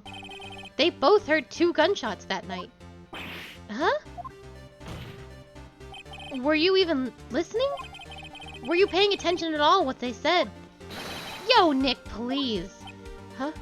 You know something's been bothering me. I'm a witness, see? I'm like a customer here. So you gotta treat me nice and stuff, okay? Mr. Butts, what? You only heard 1 gunshot? Are you sure? Well, to tell you the truth, I'm not sure. Eh? Not sure? How could you not be sure? Yeah, well, I might have missed the other gunshot. I was listening to something else. Something else? My radio, dude, with my headphones. Holy shit. What? Order. And stop that booing. Mr. Butts, you were listening to the radio with your headphones? Yeah, so what? Was that a crime? I listened to my radio. Everybody listens to the radio. What's the big deal? I know, he really did. Mr. Von Karma, your opinion. Waste of time. I do not accept this witness nor his shoddy testimony. Well, Mr. Wright, should he continue the testimony? Your Honor, please allow the witness to continue his testimony. Bah! Nothing is more pitiful than a lawyer who doesn't know when he's lost. Very well, Mr. Butts. Please give your testimony and be sure to include details like your radio. Right, leave it to me. I wouldn't if there was any other way out of this, believe me.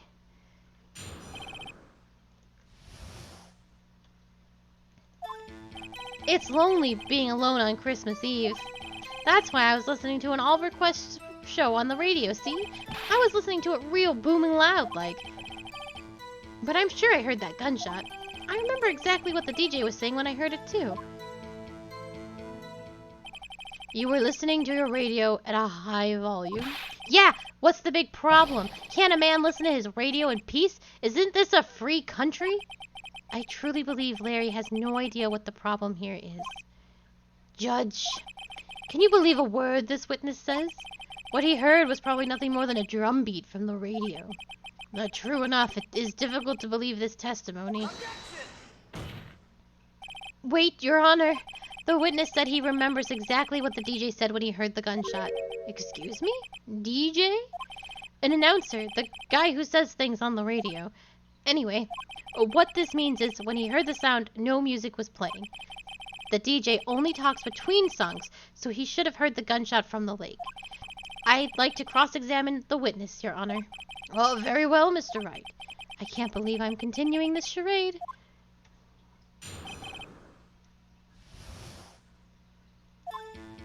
It's lonely being alone on Christmas Eve. So you turned on the radio. Right. I just wanted to hear someone's voice, you know? You don't know what it's like out there alone on Christmas Eve. Alone. I shouldn't have said anything. That's why I was listening to an all-request show on the radio, see? Do you by any chance remember the name of the program you were listening to? This has nothing to do with the case, Your Honor. Objection sustained. The witness was listening to the radio. That is all we need to know. Tell us, Mr. Butts, how loud was your radio set to that night? Oh, I was listening to it real booming loud like. Real booming loud? Yeah, you know. And you had headphones on? Yup. I wouldn't think you could hear anything going on outside at all. But I'm sure I heard the gunshot. You can prove that? No, of course you can't. Nah, I can't prove it.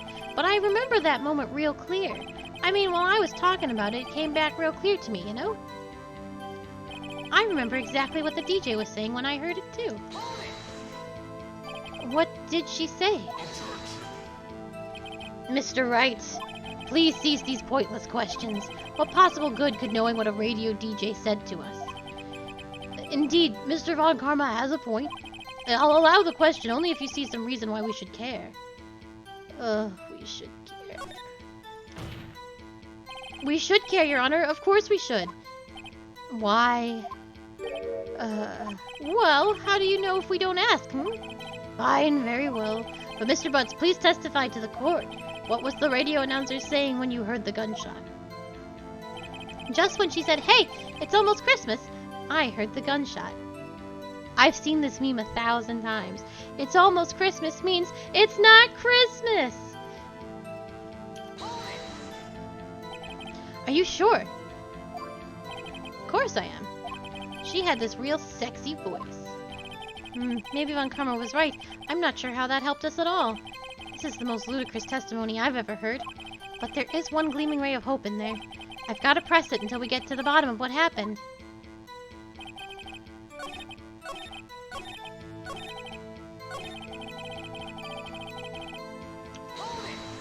I pressed this already. Oh yeah, I did.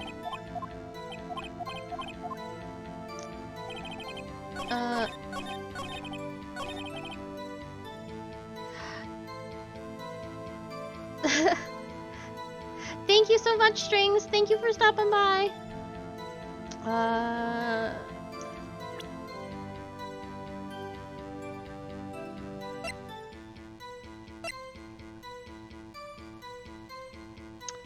I wonder if that's a leap.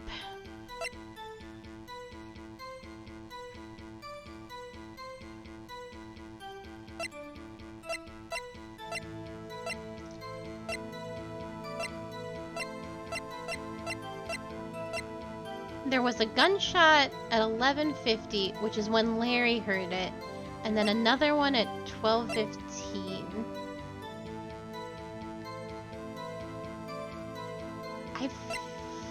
Fuck. Nope. Your Honor, the statement contradicts this evidence. It does. I don't see anything contradictory. Really? Objection overruled. Try to think before you make accusations, Mr. Wright. Whoops, that didn't go so well.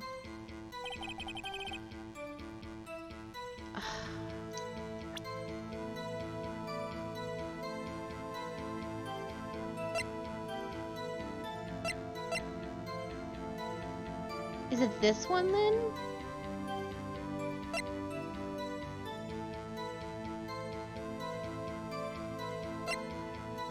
I've pressed everything.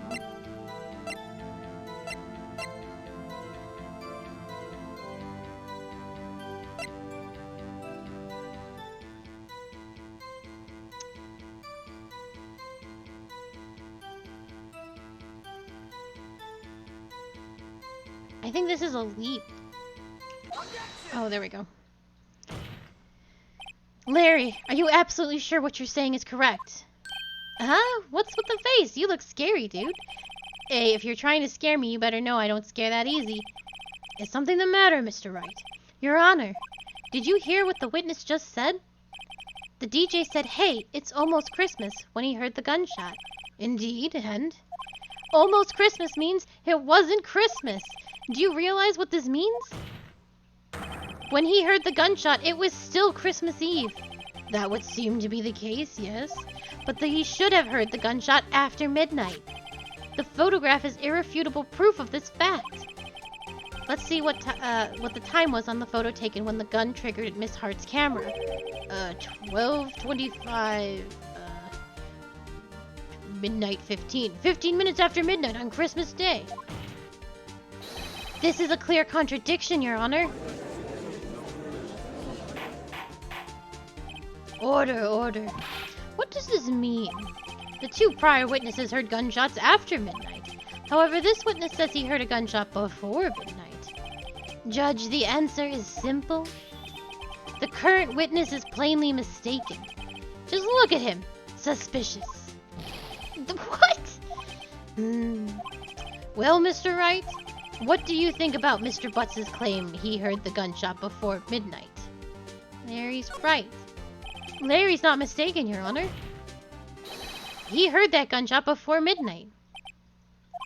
Intriguing. I'm assuming you have evidence for this wild claim. Show me evidence there was a gunshot before midnight. Look at this photograph. This was taken by our witness yesterday, Miss Lotta Hart, with her automatic camera. The timestamp on the photo reads December 24th, 11:50 p.m. Oh.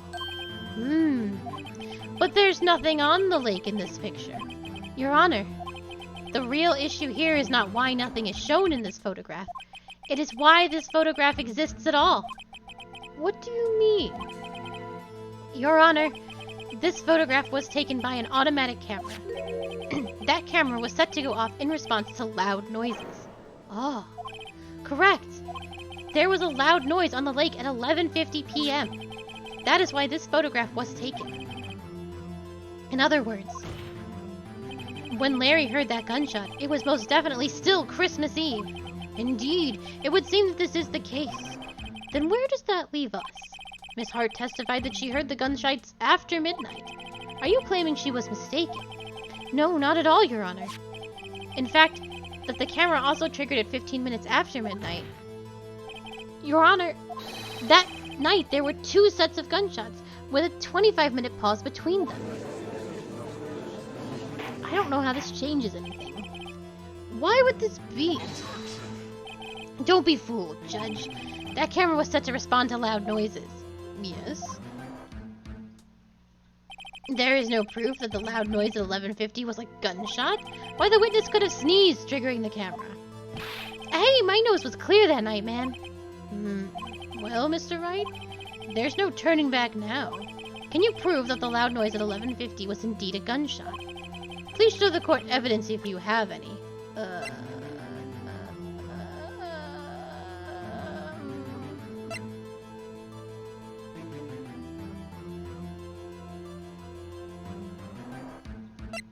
Is it the camera itself? This is hard. It's a hard video game. Mr. Wright? Is that a smirk I see? Your Honor, sorry. I wasn't really sure about the evidence. Oh, fucking hell.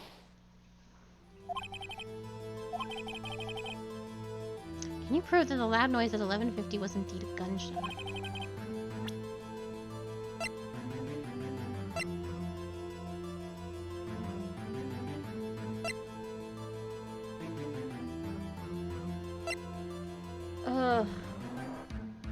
There's Lada's deposition, but that's not really proof. There's the gun itself that's been fired 3 times.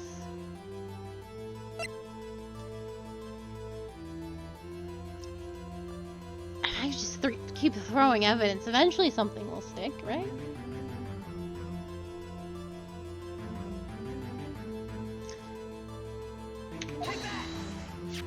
This is my evidence. The murder weapon? Something about this pistol was bothering me, Your Honor. Both of the witnesses who testified yesterday heard 2 gunshots. However, the murder weapon was fired 3 times. When, then, was the last shot fired? Only now have I realized the truth.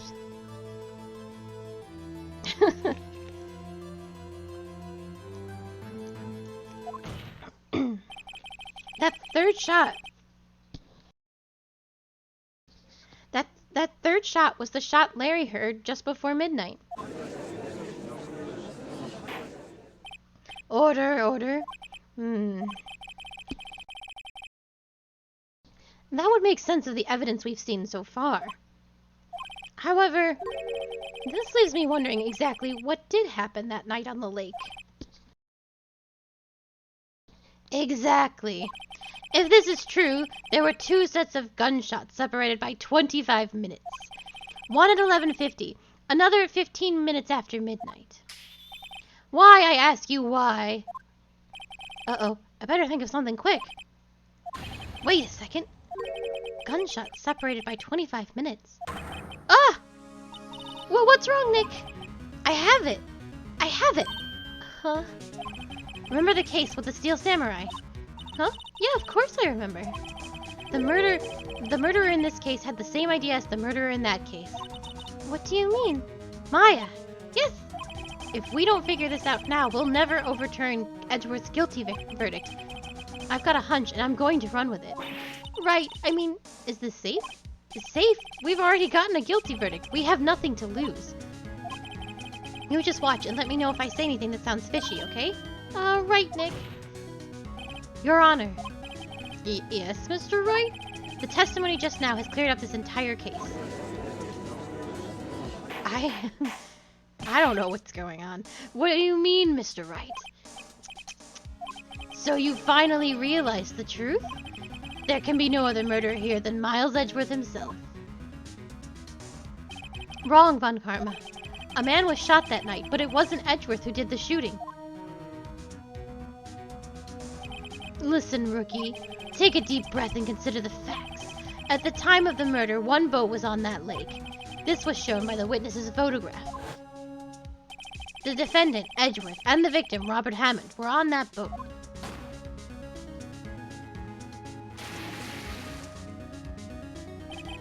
There was a gunshot fired on that boat, and Robert Hammond fell into the lake. The distance of the shooting was 1 meter. It couldn't have been suicide.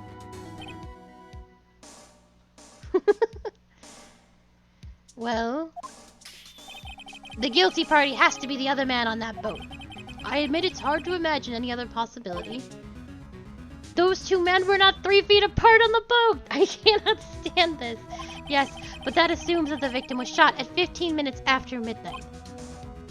What do you mean by that, Mr. Wright? We have photographic evidence of the time of the shooting. The timestamp on the photo says, 12:15. But Larry heard a gunshot 25 minutes before that. Robert Hammond was killed then, 25 minutes before the shot on the lake. That's the only way that Edgeworth could be innocent. Mr. Wright, are you quite mad? Explain who the two men on the boat are.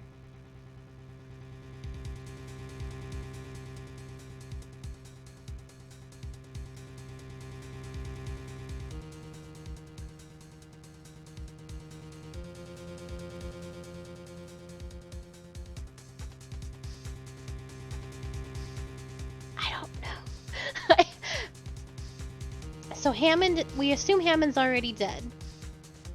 And Edgeworth was definitely on that boat. So then it's gotta be Edgeworth and the murderer?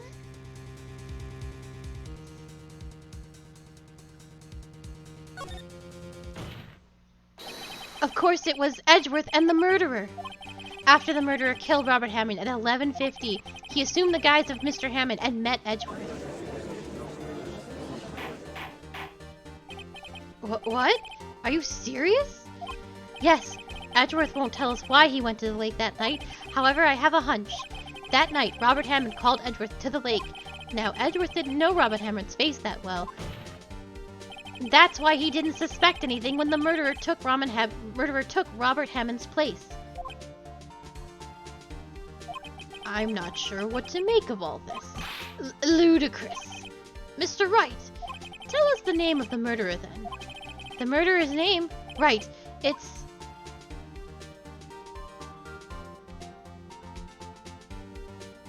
I don't know. Actually, I don't know the murderer's name. You don't know! Blah! Again you waste my time. I don't know because he never told us. The murderer is the caretaker of the boat shop. That old man. At 11:50, he was the one who killed Robert Hammond. The caretaker of the boat shop? Goodbye, Sprightly. Take care. Where did he do this? There weren't any boats on the lake then. Why would he have to go all the way out onto the lake just to shoot someone? May I suggest that the real scene of this crime was not on a boat? What? Well then where did the murder take place? What? I don't fucking know.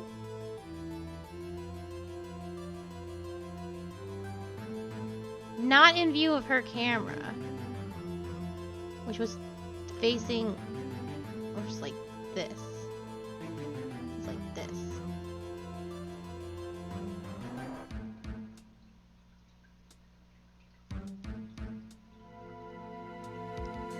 Close enough that everyone heard it,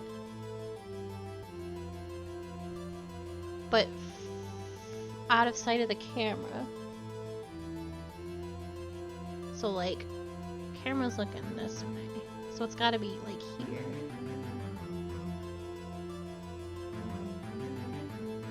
And Larry was on the...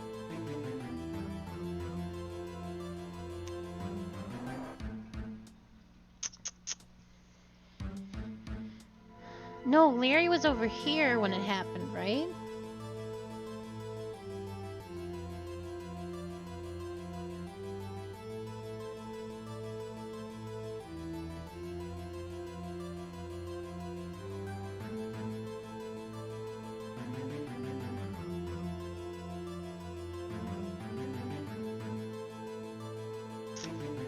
Because he went back and looked out on the lake?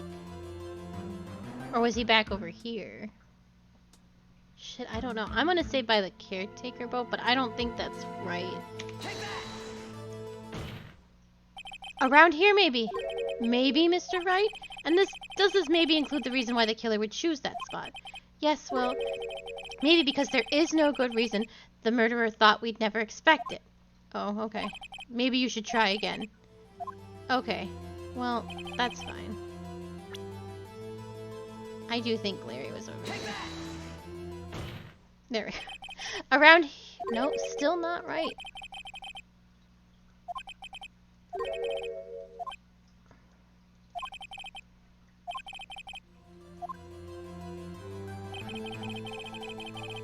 I don't know. I feel so dumb. I'm not getting penalized for being stupid, though, which is a plus.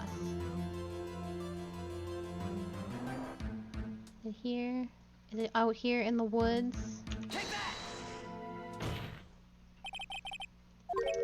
Yep.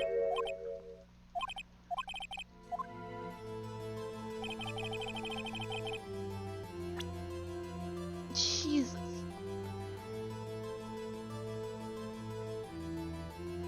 Yeah, that is lucky, because I literally have no idea. Okay.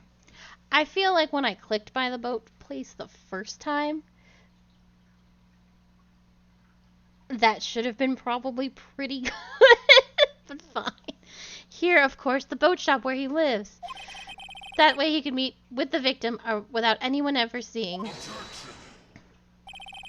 Do you have proof that the boat shop was the scene of the crime? Recall Larry's testimony, if you will. I was trying. That night, he was out on the lake in a boat searching for something. He finds it and returns to the boat. Then, just as he's starting to head for home, he hears a gunshot. He heard a gunshot, Your Honor, even though he was wearing headphones at the time. In other words, the gunshot was very, very close by. Okay. And where would that be if he had just returned a boat? The boat shop! Mr. Wright, what happened that night on Gourd Lake? Please tell the court from the beginning. Yes, Your Honor. Nick, are you sure about this? Not really, but I think if I start at the very beginning, and I take it slow, I might just be able to figure this out. That night, the caretaker of the boat shop called Robert Hammond to his shop.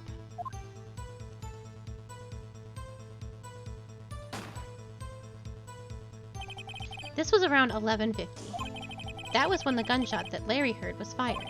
After that, the caretaker put on Robert Hammond's coat. He became Robert Hammond. Then, he got in the boat with Edgeworth and went into the middle of the lake. Then who fired the pistol on the boat, Mr. Wright? Of course, it was the murderer who shot the pistol. He shot twice. Both missed Edgeworth on purpose. Wait a minute. Yes? Why would he shoot twice if he didn't mean to hit anyone? Details. Know this, Mr. Wright. The moment you run out of explanations is the moment you lose. Tell us why the murderer had to fire twice. I believe he shot twice to create a witness, Your Honor. Create a witness!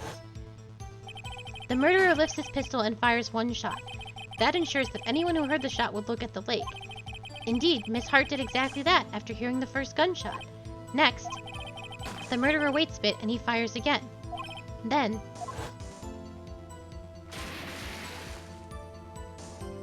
the murderer jumps from the boat himself, leaving the pistol in the boat behind him. I see. To someone looking from the edge of the lake, it would appear that one of the men on the boat had shot the other. The murderer didn't know about the automatic camera, of course. That's why he shot twice, to draw attention to the boat. Once you realize that, everything else falls into place. The boat shop caretaker swam back to his shop. Then he put Mr. Hammond's wet coat back on the body, and threw the body into the lake. This is what happened, Your Honor. These are the events that transpired that night on Gourd Lake.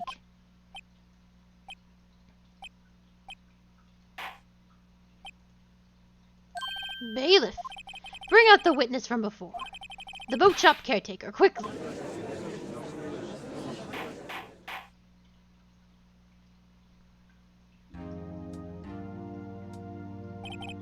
Very well. While we are waiting for the caretaker, I would like to ask the defendant, Miles Edgeworth, a few questions. Mr. Edgeworth, please take the stand. Mr. Edgeworth, you heard what the defense has said. Yes. Well, why did you go to the lake that night? What Wright has said was mostly correct. Astonishingly so, actually. Yes. Several days ago, I received a letter. The letter was signed Robert Hammond. He asked me to come to the boat shop by the lake at midnight on Christmas Eve.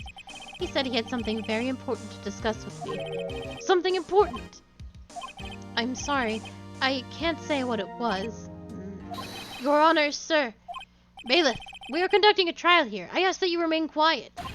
The witness has disappeared. He isn't at the boat shop either. What? What should I do? Find him, quickly. We cannot allow him to get away.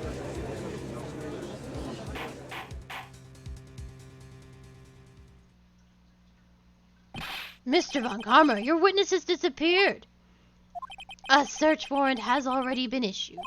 Goes without saying that I cannot declare a verdict under these circumstances. I will extend the trial until tomorrow, the final day allowed. I request that the police department utilize all its forces to find that witness. Am I understood? One more thing. Just who is that boat shop caretaker? I think his identity has become very important to this trial. I want him, and I want to know who he is. Very well. Court is adjourned.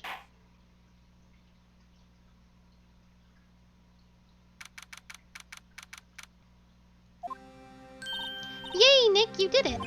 Yeah. Well, at least we got out from under that guilty verdict. And what about Larry? That was something else. Even Von Karma didn't know what to do with his testimony. Larry really helped us out. Sure, once I sifted through his unique testimony. Still, he did save us. I just wish our cases weren't so down to the wire all the time. I know what you mean. Sometimes I feel like it's us on trial instead of our clients. Hey, Edgeworth. Mr. Edgeworth? Did you say something? Don't look so pained. I mean, it looks like you're probably going to get off the hook. You could try to smile just a little. Relax. That's not how you do it. I'm sorry, but I fear it's not over for me yet. What do you mean? Right. There's something that's been troubling me for a long time now, and I don't know whether or not to tell you. Edgeworth? No, there's so little time left. I want to tell you to get it off my chest, but I can't make up my mind. What is this about, Edgeworth? It's a nightmare I've had. A memory of a crime that I committed. A crime you committed? A memory of a murder. Oh, we're just gonna end that conversation? We're just gonna end it there?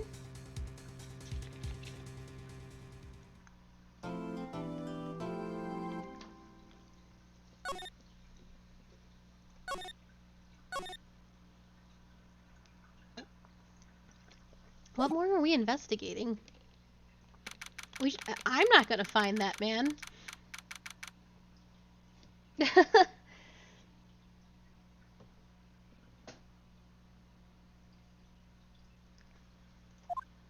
It's true. What was Mr. Edgeworth talking about? A memory of a crime that I committed. A memory of murder. Do you really think Mr. Edgeworth killed? I don't believe it. Not Edgeworth. Some painful memory has been troubling him recently, but he'd never take someone's life. Never. Nick. Yo, how's everyone doing? What did you think of my performance today? I had him swooning in the aisles, huh, Maya? Swooning me? Oh, yes. I do remember feeling faint. Right on. Tell me the truth. It was like love at first sight, right? Right, Nick? Me? Well, maybe my heart skipped a beat or two. I think you can do better than that. Come on, I saved Edgeworth in there, dude. Edgy, you guys should be bowing before me, yeah? Bow before your hero. Oh. Larry, you really helped out in the trial today. You did! If you weren't there, Larry, I'm sure Mr. Edgeworth would have been found guilty.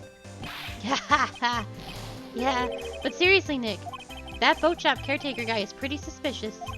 But Edgy ain't off the hook yet. Way to spoil the mood, Larry. Hey, I'm just a guy sitting in the audience, you know? But if from where I'm sitting, Edgy seemed pretty edgy. I mean, can you really know he's telling the truth about that night? Nick? I don't know.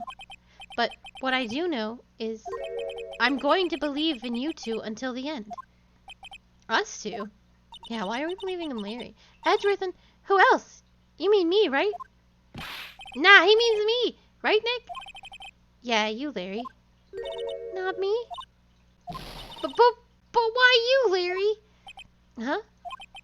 Actually, yeah. Why me, Nick? Well, yeah, why? Enough with the silent treatment. Nick, why do you trust Mr. Edgeworth so much? I mean, he's changed recently, true, but when we first met him, he was kind of a jerk, don't you think? You didn't know him back then. Back when he wanted to become a defense attorney. Wait, was that when you two were classmates? Yeah, in grade school. They saved me, Miles and Larry. They saved me and I'll never forget it. That's why I became a defense attorney, you know? What? Hey, Larry, what's he talking about? Huh? Oh, sorry, I kind of forgot. Huh. Okay, Nick, out with it. I'm going to hear this story today, and that's final. Okay. It's kind of a long story, so hang in there. It was the very end of 3rd grade. I was on trial. A class trial. A class trial? You remember, Larry? Spring, end of 3rd grade? A kid in our class got his lunch money stolen. Lunch money? Our school was really small. Every month, kids would bring in an envelope with money for lunch from home. Huh, I see. Anyway, this kid's envelope disappeared, with $38 still inside. Oh, yeah, now that you mention it, I do remember that. I can see why you'd forget, though. You were out of school that day. Anyway, the envelope had been stolen during PE class. I was coming down with a cold, so I skipped PE that day. I was the only one not in class. So they thought you did it. Yeah, the kids in class said I should be put on trial. Trial? So the next day we held a classroom trial with me as the defendant. I didn't do it. Guilty, he did it. Guilty, it was you, thief. Give the money back. You're such a meanie. No one play with him. Just admit you did it. You can't hide the truth. Tell us the truth. We're not gonna play with you anymore. You shouldn't be allowed to in the relay race or the library committee. Now, Phoenix, you know you shouldn't steal people's money. It's not right. In the end, even the teacher thought I'd done it. Go over and apologize, Phoenix. I didn't know what was happening. I was so sad, I couldn't stop crying. Everyone was staring at me like I'd done it. I tried to apologize. I went to where the boy whose money had been stolen was sitting. That's when it happened. He shouldn't have to apologize. The only thing that belongs in a trial is evidence. Anything else has no place. You should all be ashamed. Amateurs. Miles? Look at this little nerd. Look at him with his little bow tie. Oh, I love him. This kid got his ass kicked in school. Oh, he's absolutely fantastic. He's had the same hairstyle his whole life. It wasn't you who stole my money, was it? No. Then you shouldn't apologize. Everyone's been shouting you did it, but no one has any proof. That is why, Your Honor, this boy is innocent. But, Miles, it was your money that was stolen. Yeah, he did it. He's the one. We don't need proof. Make him say he's sorry. Why don't you all just shut up? That's always how it is. Everybody ganging up and picking on one person. Just think how he feels. He said he didn't do it, so he didn't do it.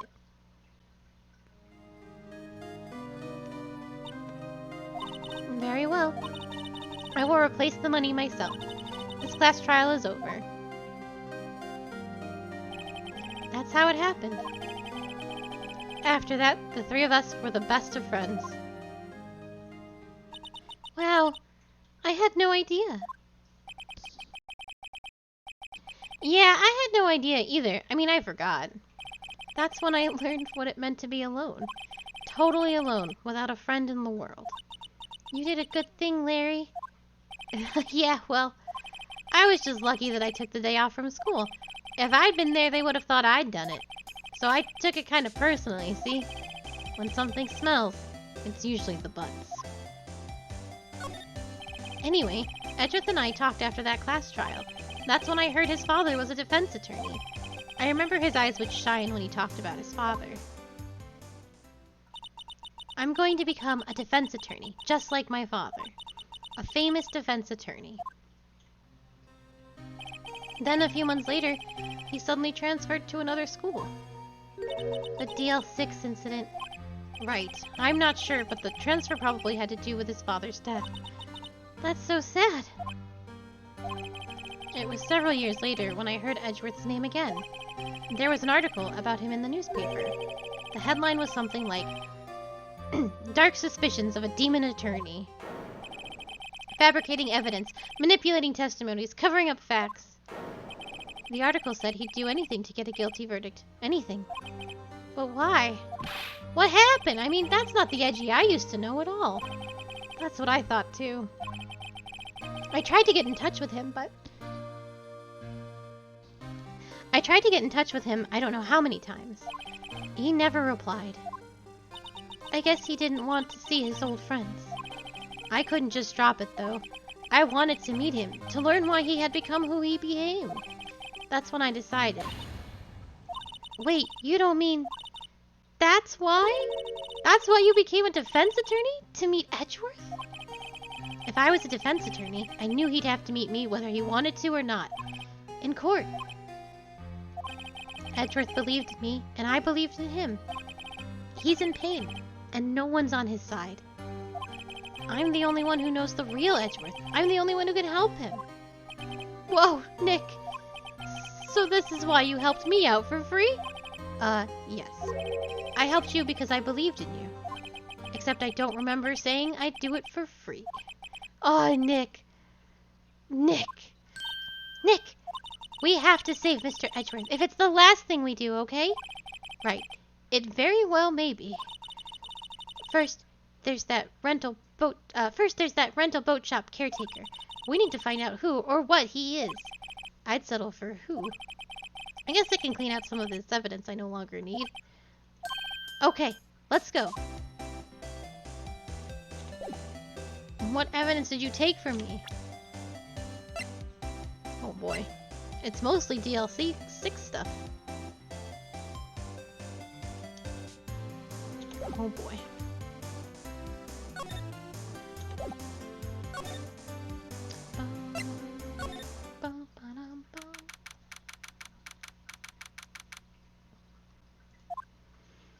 Hey, pal! Long time no see! Oh, Detective Gumshoe. Close one today, eh? I got so worked up I snapped my tie in half. Sorry about that. No prob, pal. Thanks to you, we now know who really did it. You mean the boat shop caretaker? Look, I'll make you a promise. I'll have that scoundrel in my custody by trial time tomorrow. Come what may. It's my duty to you as a police officer. Now I'm off to catch me a criminal. Detective Gumshoe sure is active today. Oh, one other thing. No one can go into the woods today. The woods? Where Lotta was camping? The woods are off limits to camping, and apparently the park ranger found out. He got pretty mad. No one can go in for a while. I guess Lotta's in a lot of trouble. Anyway, I'll be seeing you tomorrow. Okay.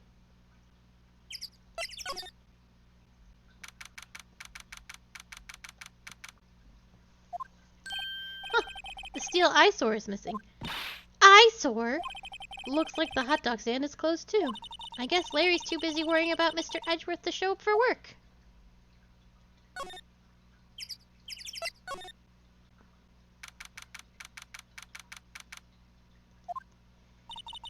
That old caretaker got away. Yep. I never imagined he might be the real murderer. I'd know that clearing of the throat anywhere. Oh shit. Hello. What might you be doing here? Out for a walk, Ah, the days of my youth, like the scent of fresh lemon, you see. Mr. Grossberg, this is no time for idle reminiscing. Mr. Edgeworth's trial ends tomorrow. Oh, that is true, yes. But from what I saw of today's trial, Edgeworth should be fine, right? Well, I'm not so sure about that. What do you mean by that? Well, I'm not sure. If you find anything out, come by my office at once. I may be able to offer you some assistance. Thanks. Bye. What do you think Mr. Grossberg was doing here anyway? Who knows?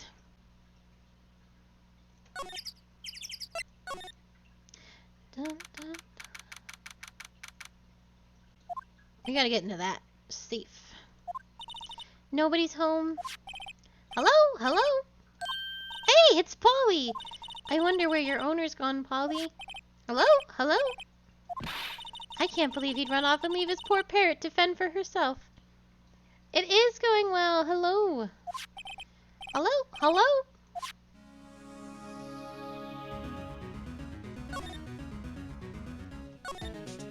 That reminds me, Nick. Polly here knows the number to the safe, right? Yeah, that's right. Polly, what's the number to the safe? 1228. Let's open it, Nick. Come on. I'm sure there isn't any money in there. Aww. But hey, he keeps it locked, right? So there must be something of value in there.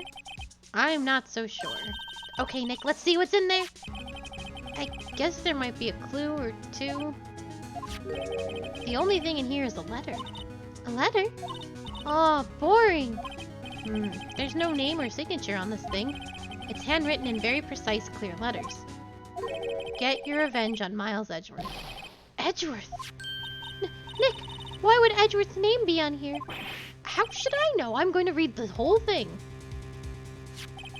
Get your revenge on Miles Edgeworth. It also says, this is your last chance. Now is the time to get revenge on the two men who ruined your life. The rest of the letter goes on to describe the murder plot in detail. How to kill Robert Hammond and frame Edgeworth. Calling Edgeworth out to the lake, getting on the boat, firing twice. This is exactly what I figured out today in court. It's all here in perfect detail. What do you think it means, Nick? I don't know, but it looks like those are instructions for that caretaker. When he killed Robert Hammond and called out Edgeworth, he was following instructions. But who could have written that letter? And what does it mean to get revenge on Miles Edgeworth? Look, I don't know, okay? But one thing's for certain. This letter is an amazing clue.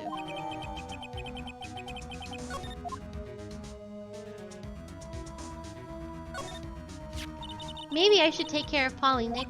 You probably shouldn't just kidnap her. The police know about her anyway. I'm sure they'll do something. Well, okay. Sorry, Polly. He says I can't take you. Great. Now the bird's going to hate me.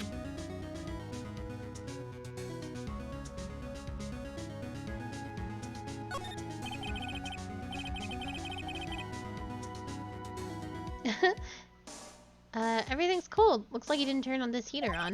I guess he hasn't been back here since the trial. I think we're done here. The fishing pole looks expensive.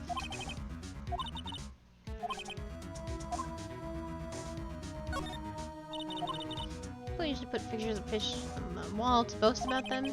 I guess so. You mean pictures of the fish they caught, right? Right, but don't look... don't all the fish on the wall here look really punny to you? Well, you know what they say. You should have seen the one that got away. Except the one that got away from us was the caretaker, and we did see him. Why do I feel like we're having two different conversations? It doesn't look like he used this kitchen much. You're right. I guess the whole pasta restaurant thing was a lie. Well, what? You thought he was telling the truth? Ah! What's wrong? Huh. Oh, never mind. What? Tell me. Just when I saw the TV, I remembered. They're showing a Pink Princess special this week. Oh. See? That's why I didn't want to tell you.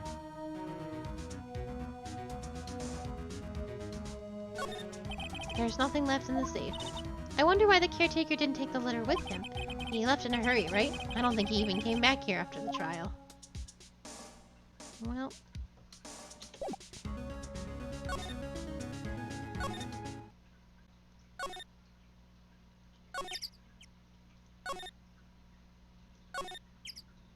Oh, we have to talk to... I was like, why haven't we moved on with our lives? We have to go to, Grossberg's office?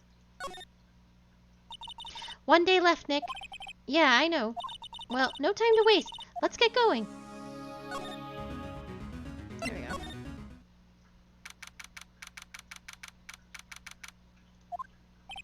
He's out again.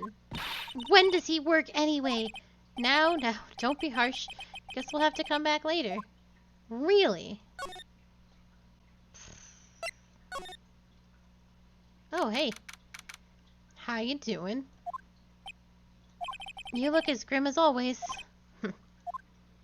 Mr. Edgeworth, I heard the story about the class trial. Class trial? What do you mean? You don't remember? No, I don't. Your lunch money was stolen, wasn't it? In 3rd grade? Lunch money? Oh, right. Yes, I seem to remember something like that. Nick, I think you're the only one who really remembers. Well, it probably only really mattered to me anyway. Mr. Edgeworth, didn't you know? That trial was the reason Nick became a defense attorney. Ridiculous. Gee, thanks! That said, it does sound like the kind of thing you'd do. You haven't changed a bit, have you, Wright? So simple, to a fault even. Well, maybe, yeah, but I think you've changed too much, Edgeworth. Perhaps. Hey, Edgeworth, why did you become a prosecutor anyway? You used to look up to your dad. You said you wanted to be a defense attorney, right? I couldn't let myself deny reality like you. What do you mean? My father was taken from me, and you want me to defend criminals. I'm sorry, Wright, but I'm not that good of a person. One suspect was apprehended in your father's murder, right? Yes. The man trapped in the elevator with my father. His name was Yanni Yogi. He had to be the shooter, any way you look at it. Yet, he was found innocent.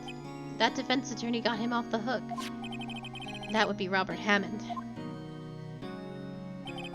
On that day, 15 years ago,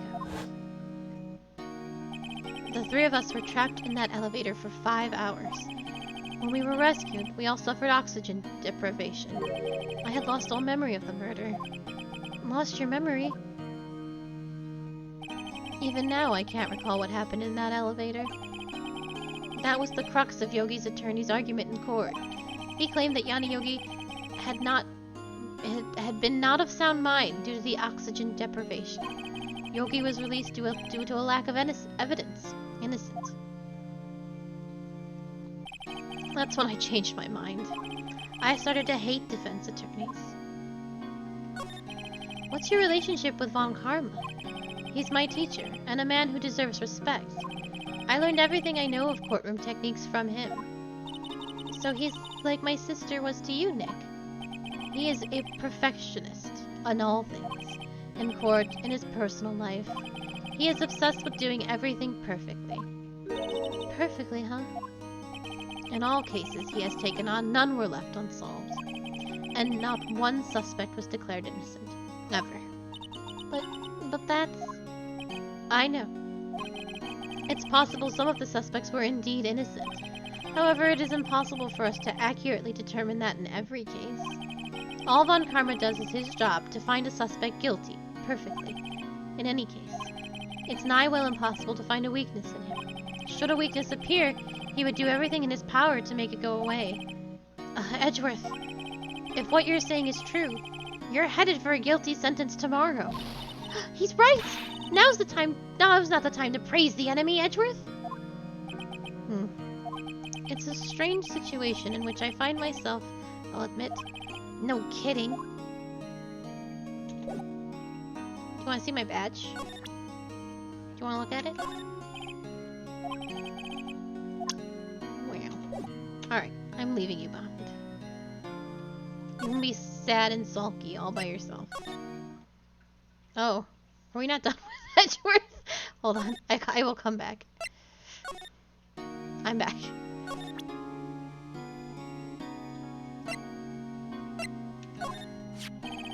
Edgeworth, see this letter?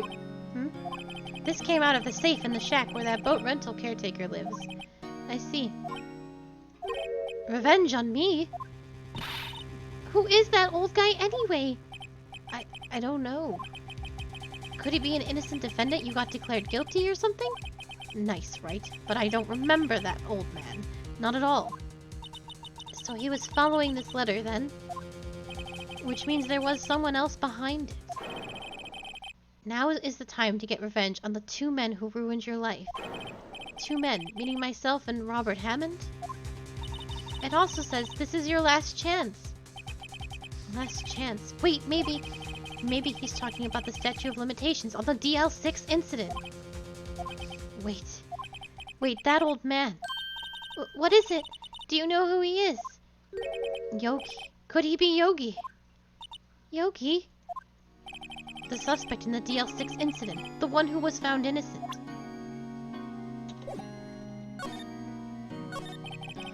Yanni Yogi was a court bailiff at the time. We just happened to be in that elevator together 15 years ago.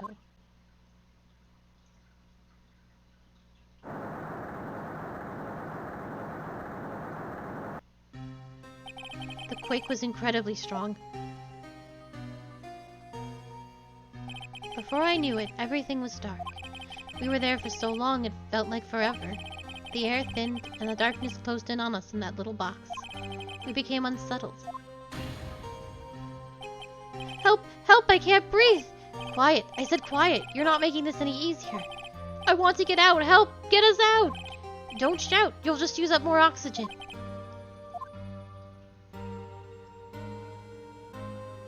That's all I remember. When I came to, I was in a hospital bed, staring up at the ceiling. In court, Yanni Yogi's mental condition was called into question. They claimed the oxygen deprivation and stress had caused temporary insanity. In the end, the claim passed the court, and Yogi was found innocent. But isn't that strange? This letter tells him how to get revenge on Edgeworth. Why would he want to take revenge on you? Right. Yeah. There's something that's been troubling me these last few days. I don't know whether or not I should tell you. You mean the nightmare? It's a nightmare I've had. A memory of a crime that I committed. A crime you committed. A memory of a murder. I think. Did Edgeworth kill his daddy? That would be so fucked up. I think the time has come to tell all. For the last 15 years, I've had the same dream almost every night. I wake up in a fearful sweat every time. What kind of dream? It's a dream about my father's killing in the dark. Help, help, I can't breathe! Quiet, I said quiet, you're not making this any easier. I want to get out, help us get out! Don't shout, you'll just use up more oxygen. I can't breathe! You're using up my air! What? Stop breathing my air! I'll stop you! What are you... Stop breathing my air! No, Father! He's attacking Father! Then I see the pistol lying by my feet. I don't know if it was evidence from that day in court or the bailiffs. In a daze, I pick up the pistol. Get away! Get away from my father! Oh boy. And with that scream, I wake. It's a bone-chilling scream. A scream that has rung in my ears for the past 15 years. But that's just a dream, right? Right? That thought is the only thing that has kept me sane for the last 15 years. But what if I am wrong? What if it's real? They say that sometimes people shut out memories in self-defense. Maybe it was I who killed my father. What? If you think about it that way, this letter makes sense. Get your revenge on Miles Edgeworth. Think about it, Yogi was really innocent. That's why he wanted revenge against me. Wait, Edgeworth, you mean... It was me. I was the true criminal of DL6. I shot my father. This is bad. What are we going to do, Nick? What can we do? I don't know. I don't think there's anything we can do, like it or not. If there's someone else who knows a lot about the DL6 incident, maybe... There is, Nick! There is someone else who knows about DL6. Alright, now we're gonna leave you. Sorry that I dug that up, but I must be going.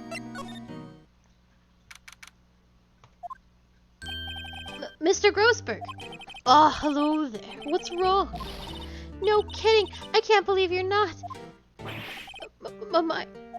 Just calm down and tell me what's happened, hmm? It's Mr. Edgeworth, he...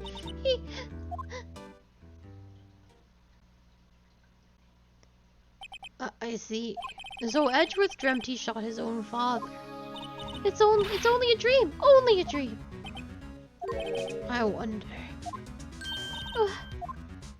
If that's the case, then why do you two look so troubled, hmm? Well... Also, consider this.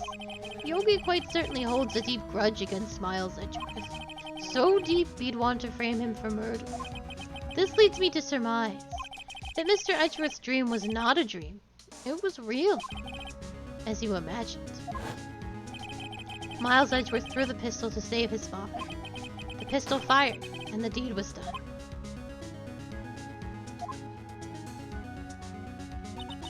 No, I don't believe it.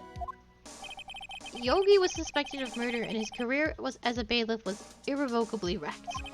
Thus he sought revenge on Miles Edgeworth. This was his last chance, of course, with the statute of limitations so close. Why do you know about Edgeworth's father? Or what do you know about Edgeworth's father? He was a defense attorney without peer.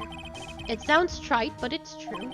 Well, he may have had one peer now that I think about it. Your mentor, Mia Fey. My sister. Gregory Edgeworth was very disapproving of Mr. Von Karma's techniques. That's no surprise. Von Karma is an extreme man. Forged testimonies and evidence are nothing to him. The result? He has a perfect win record in the court. To beat him, Gregory Edgeworth tried to call attention to his methods. And he lost. And died in despair, as it were. I see. When Gregory Edgeworth was killed, the police called on a spirit medium. That was your mother, Misty Fey. I am Gregory Edgeworth. I have been killed. The one who shot me was the bailiff, Yanni Yogi.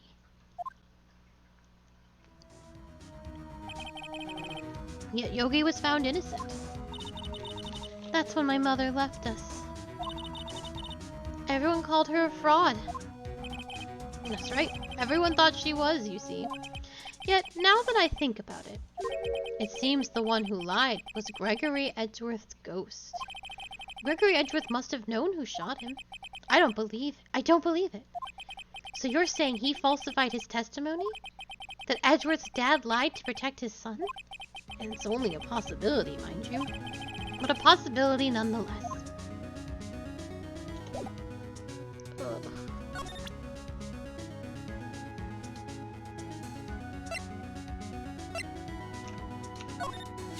Oh ho! So this is the letter. It does seem that Yogi was following this letter when he killed Hammond. But why kill Robert Hammond? Hammond was a skilled defense attorney, but he defended clients not for their sake, but for his own. Huh? His own sake? He never trusted his clients, that one. The only thing he trusted was his own ability. But he got his client found innocent, so why should it matter? Actually, my dear, it's quite different. He won that innocent verdict for no one but himself. Yogi was a free man, but socially, he was ruined. Huh. You'll understand soon enough. Wait! What is it? This letter. I've seen this handwriting somewhere before. a long time ago. Whose handwriting was this? Do you have any idea who wrote this? Well, it wasn't Edgeworth, and it wasn't Yanni Yogi, so that leaves Manfred von Karma. Could it be Manfred von Karma? Von Karma? Why would he have something to do with this? Well, I'm not sure. Von Karma. Wait! You're right, my boy. This is Von Karma's handwriting, I'm sure of it. I used to see it all the time on court reports. What? But that means the one who told Mr. Yogi to kill was... Correct. Manfred von Karma himself. What does this mean, then? Why would von Karma want to frame Edgeworth?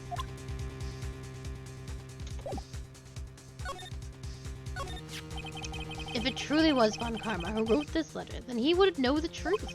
He would know that Miles Edgeworth had accidentally killed his own father. He'll say as much tomorrow in court, I should think. He'll pass the point until the court finds Miles Edgeworth guilty. He'll press the point until the court finds Miles Edgeworth guilty. Oh no! But how could von Karma know about Mr. Edgeworth's past like that? Even Mr. Edgeworth thought it was just a nightmare. That I do not know. Yet I do know that von Karma is both persistent and a perfectionist. He may be seeking to satisfy a grudge against Gregory Edgeworth by hurting his son. What do you mean? It was 15 years ago. Von Karma met Gregory Edgeworth in court, and von Karma did win. But he didn't make it through the trial unscarred. What happened in the trial between Edgeworth's dad and von Karma? Von Karma got the guilty verdict he wanted. He won the trial. But Gregory Edgeworth accused von Karma of faulty evidence.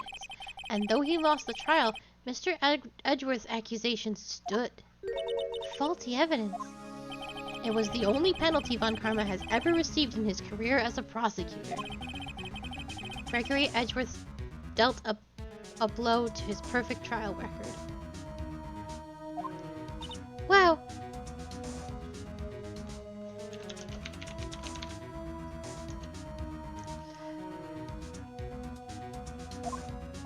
It must have been quite a shock for von Karma. He took a vacation for several months after that, you see. A vacation? Yes, an unusual event for the man. That was the first and the last vacation he's taken in his many years of prosecuting. Really? He doesn't take vacations? Like go to the sea or to the mountains? Don't tell me he's never been to Europe. You have strange ideas about vacation, Maya. In any case, that was the only time he took a vacation from work. I believe the penalty upset him quite a lot. Odd. If he wanted to keep a perfect record so badly, why would you take such a long vacation? What do we do now, Nick? Von Karma is going to bring up DL6. You can bet on it. What if Mr. Edgeworth pleads guilty to DL6? I won't let him. Yes, Mr. Wright. I hate to say this, but even accidental murder is murder, you know. I know that. I just believe in Edgeworth's innocence. I can't believe he'd kill someone. But Nick, Mr. Edgeworth admits it himself. His father must have lied to protect him from beyond the grave. I don't care. I know he's not guilty. Mr. Wright, if you say so, I suppose I could go check again. The police files might hold something of interest.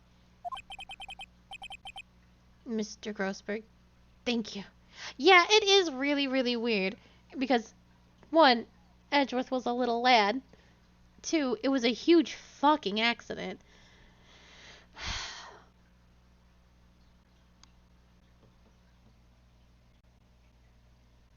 I don't know enough about court. Even this shitty court of the Phoenix Wright game.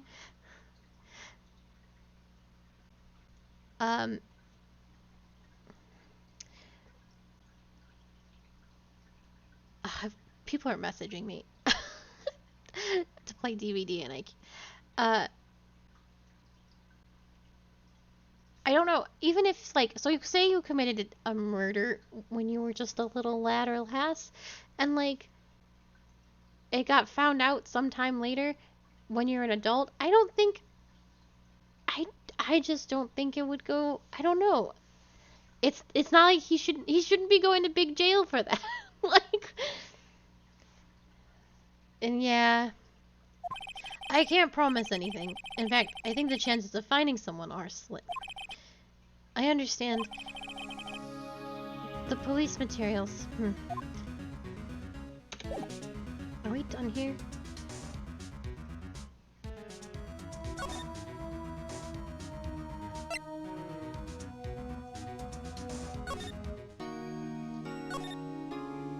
Who do we talk to now?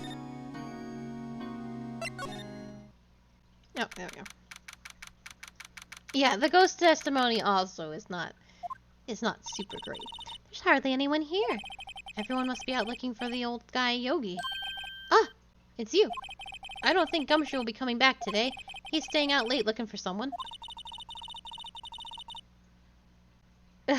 Maybe. It all depends if Edgeworth did it. It seems like he probably did, just based on the situation, but that Von Karma has, like, a hand in this is very suspect. Sounds like Detective Gumshoe is pounding the pavement for real. We were wondering if we could check out the records room again. Well, now I can't have just anyone wandering around in there. But I guess Mr. Von Karma is in there now anyway. You can go in as long as he's there. Von Karma? Yep, he just arrived, actually. Von Karma's in the records room? Nick, let's hurry! Oh, that man's fucking with the evidence.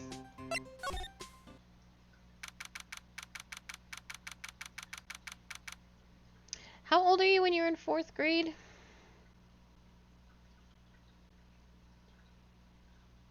Oh, you're definitely not 14 in 4th grade.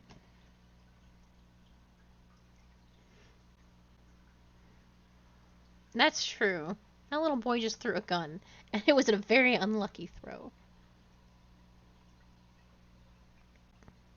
Yeah. Dusty as always. We were only here just yesterday. I'm sure they haven't had time to clean. What's wrong, Nick? Nothing. I was just noticing that he isn't here. Von Karma. Oh, thank God. I did not want to talk to that man, and I did not want a frontal view of that man either. Huh. One of the drawers here is open. Someone must have been looking in it recently. The label says unsolved cases evidence. Unsolved cases.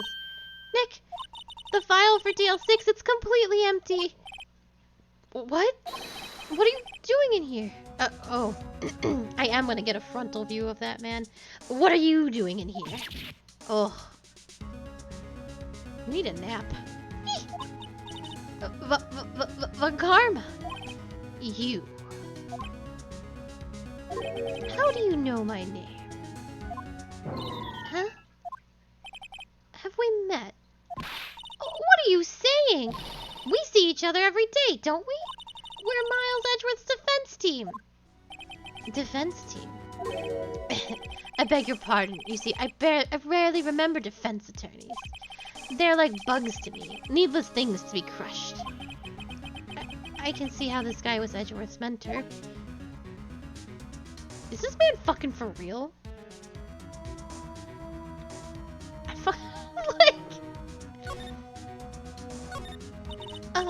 Mr. Edgeworth is your student, right? A romanticist who still can't shed the veneer of amateurism. Just like his father, always second rate. Mr. Von Karma, you had an axe to grind with Mr. Gregory Edgeworth, didn't you? Me? A grudge against a mere defense attorney? Why? Because he dealt a blow to your otherwise perfect trial record. So you did, but what I don't get is, why did you take his son under your wing afterwards? The son of your most bitter rival. That, my dear attorney, is none of your business. Tomorrow will be the last day of this trial. It's been a while since I've had a defense attorney last this long. Still, you will lose in the end. Miles Edgeworth will admit his own guilt. His guilt of 15 years ago, you mean? You're quite the researcher. If you've done your homework so well, then certainly you must understand. You know what Miles Edgeworth will tell the court tomorrow. We were right. So Von Karma is going to bring up the DL6 in court tomorrow.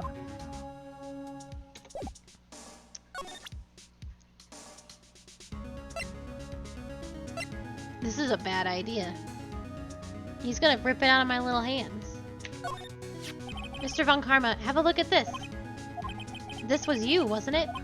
You instructed Yanni Yoga to commit murder. Yanni Yogi? How many years has it been since I've heard him called by that name? He's a fool. I told him to burn it after he read it. So you admit it? You wrote Mr. Yogi this letter?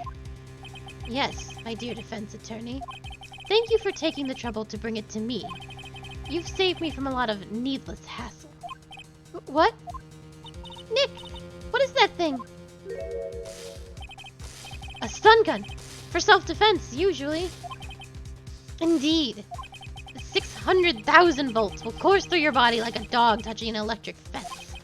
600,000... Oh, don't worry. People don't die from it, usually. Now give me the letter. No! No! Whoa, what are you... Nick, run!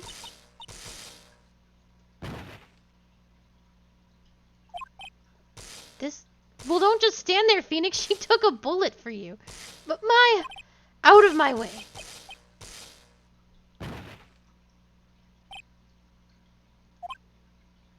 This is fucking stupid. Oh my god. He got us. The letter's gone, of course. And he took the DL6 evidence. All of it. Back to having no clues. Wait, Maya jumped first. Maya, is she okay?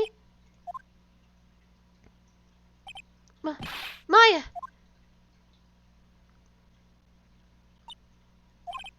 Maya, open your eyes. Maya! The letter. Did he take it? Oh, yeah. Are you okay? I couldn't stop him. I jumped as fast as I could, but one shot from that thing knocked me out cold. I'm useless. I'm no good as a lawyer or a medium. I can't even call my sister.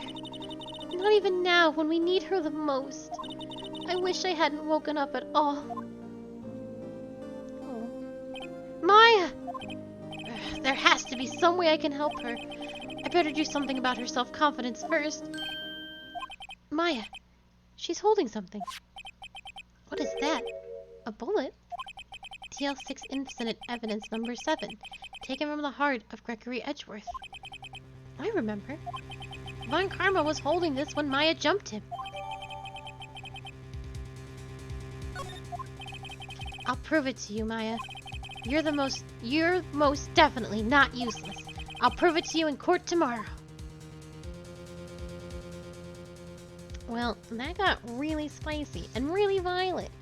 And we were in a police records room and that man pulled a taser on us and everyone was screaming and they didn't do fucking anything.